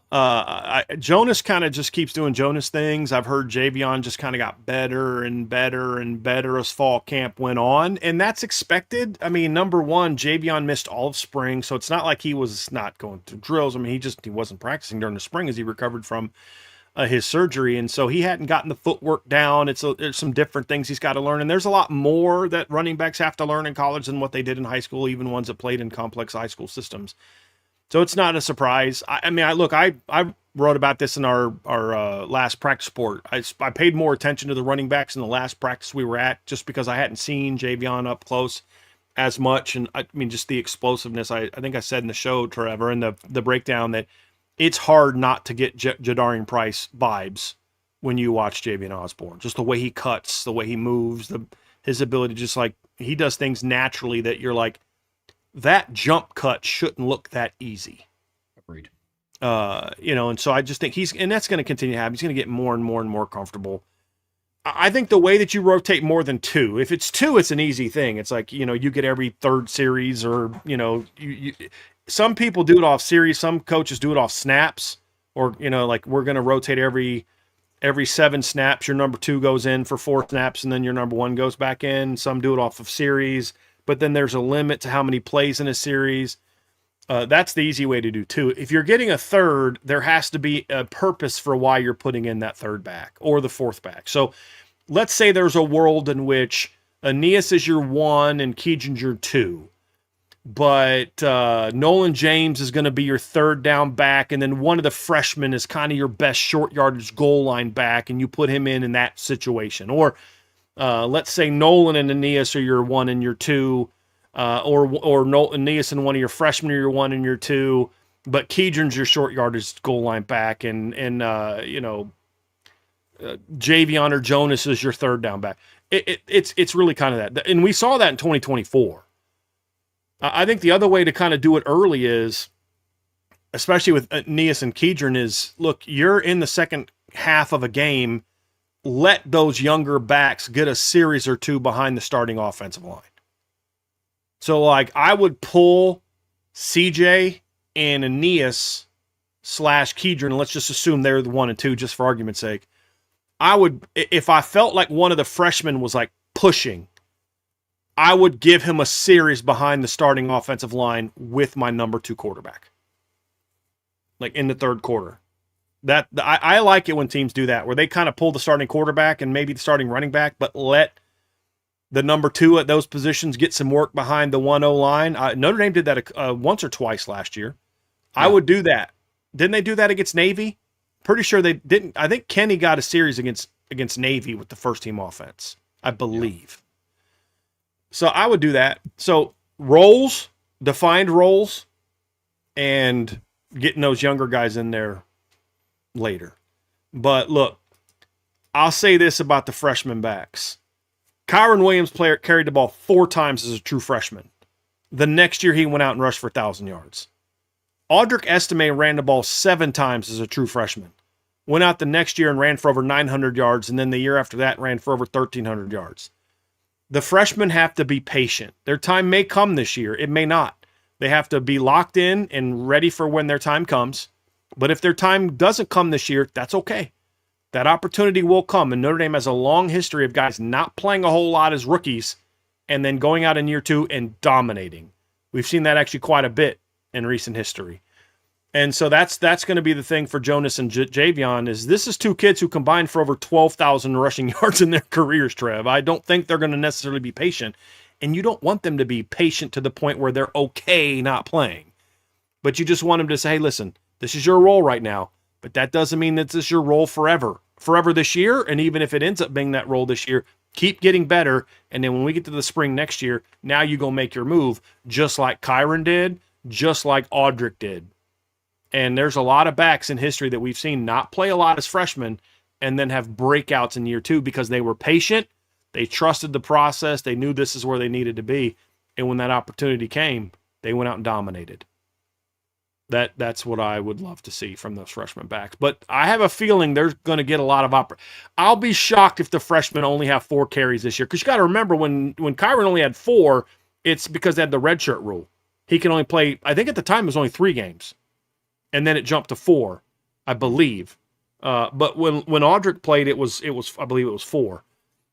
Maybe it was still 3 then. But anyway, point is, they had to limit them. They don't have to limit these backs. They limited Kedron to only 4 games in 2024. We may see them in 6 or 7 games this year in the second half, and that's fine. Go do your thing, and then be ready when your number's called. So that's what I hope to see from them. But I have heard. I'll just say this: talking to sources, the freshman backs are everything the staff hoped that they would be. It's just that the veterans are pretty good too. Yeah. So you just gotta be patient. Their time will come. Last question, Trev. Here's one. As a fan, what is your favorite game day activity? Trumpets under the dome when it was inside for me. Mine is simply walking around campus and just taking in the day, the moment. When you and I walked around campus last year at that one practice or that one game, just seeing all the excitement, seeing so many Notre Dame fans in one place, seeing the beautiful campus. Just to me, it's not one thing. If I had to say one thing, it would be me walking around as the one thing, just kind of getting to take it all in. It's a beautiful campus, and different parts of campus are very different. It looks a whole lot different back by the Basilica and the Grotto and the administration building than it looks out by the stadium in the parking lot. You know what I mean? And over by the library. So that's one of the things I love about Notre Dame Stadium. What about you, Trev? Tailgating, and it's not just tailgating at. Like in general, it's tailgating specifically at Notre Dame. Good company, good food, surrounded by a bunch of Notre Dame fans. I love tailgating at Notre Dame. That's my favorite, I guess, game day tradition. I would argue tailgating at Notre Dame is next to none. In my opinion, I've tailgated at Ohio State. I've tailgated at Clemson. I've tailgated at a couple of others as well. And Notre Dame, there's no comparison, in my opinion. Obviously, bias, but that'd be mine. Yeah, I like being around Notre Dame fans. It's sometimes nice to just walk around in obscurity. Yeah, and I agree with Paul. The best ever is IB tailgate when Brian's mom is making the food. Agree with that completely. Yeah. Although, Trev, there's the one tailgate you were at where you ate something I made and you liked it. The chili. Remember the chicken chili? I made that. So, yeah, when my mom does the tailgates, those are so much more fun because she's such a great cook. And her snacks and stuff are like her treats and stuff, they're really good.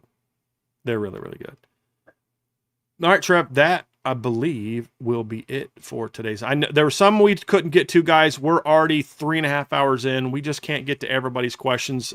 So I apologize to anyone whose questions we did not get. If you're a message board member, feel free to go throw your question on the board and I'll answer it best I can. Swantondong, I know we missed yours. I know you're a new member to the board. Go ahead and throw your question on the board, and we'll engage in it then. So, and Paul said Brian's mom is the bomb. His dad is cool too. I agree completely, and I will send my your good wishes to them. So that'll do it, Trev. Folks, another really fun week here. Like Brian disclosed at the start of the show, you are not going to want to miss next week. Then the week after that, it's game week. So we are right around the corner of this 2026 season starting. On your way out of the show, be sure to hit that like, hit that subscribe, hit that notification bell. Be sure to share this podcast with your friends, family, anybody that you know loves Notre Dame and college football as much as you do. But as always, best way to support what we do here is subscribe to the premium message boards at boards.irishbreakdown.com. Guys go live tonight on IB Nation Sports Beat at 5:05, recapping some of the things that Marcus Freeman talked about in his press conference. We will be back on Monday. No buy, sell, hold. We start our season preview. It's going to be a lot of fun. A lot of fun. So have a fun and safe weekend. Until next Monday, that's Brian. I'm Trevor. We'll see you back here very soon on the Irish Breakdown podcast.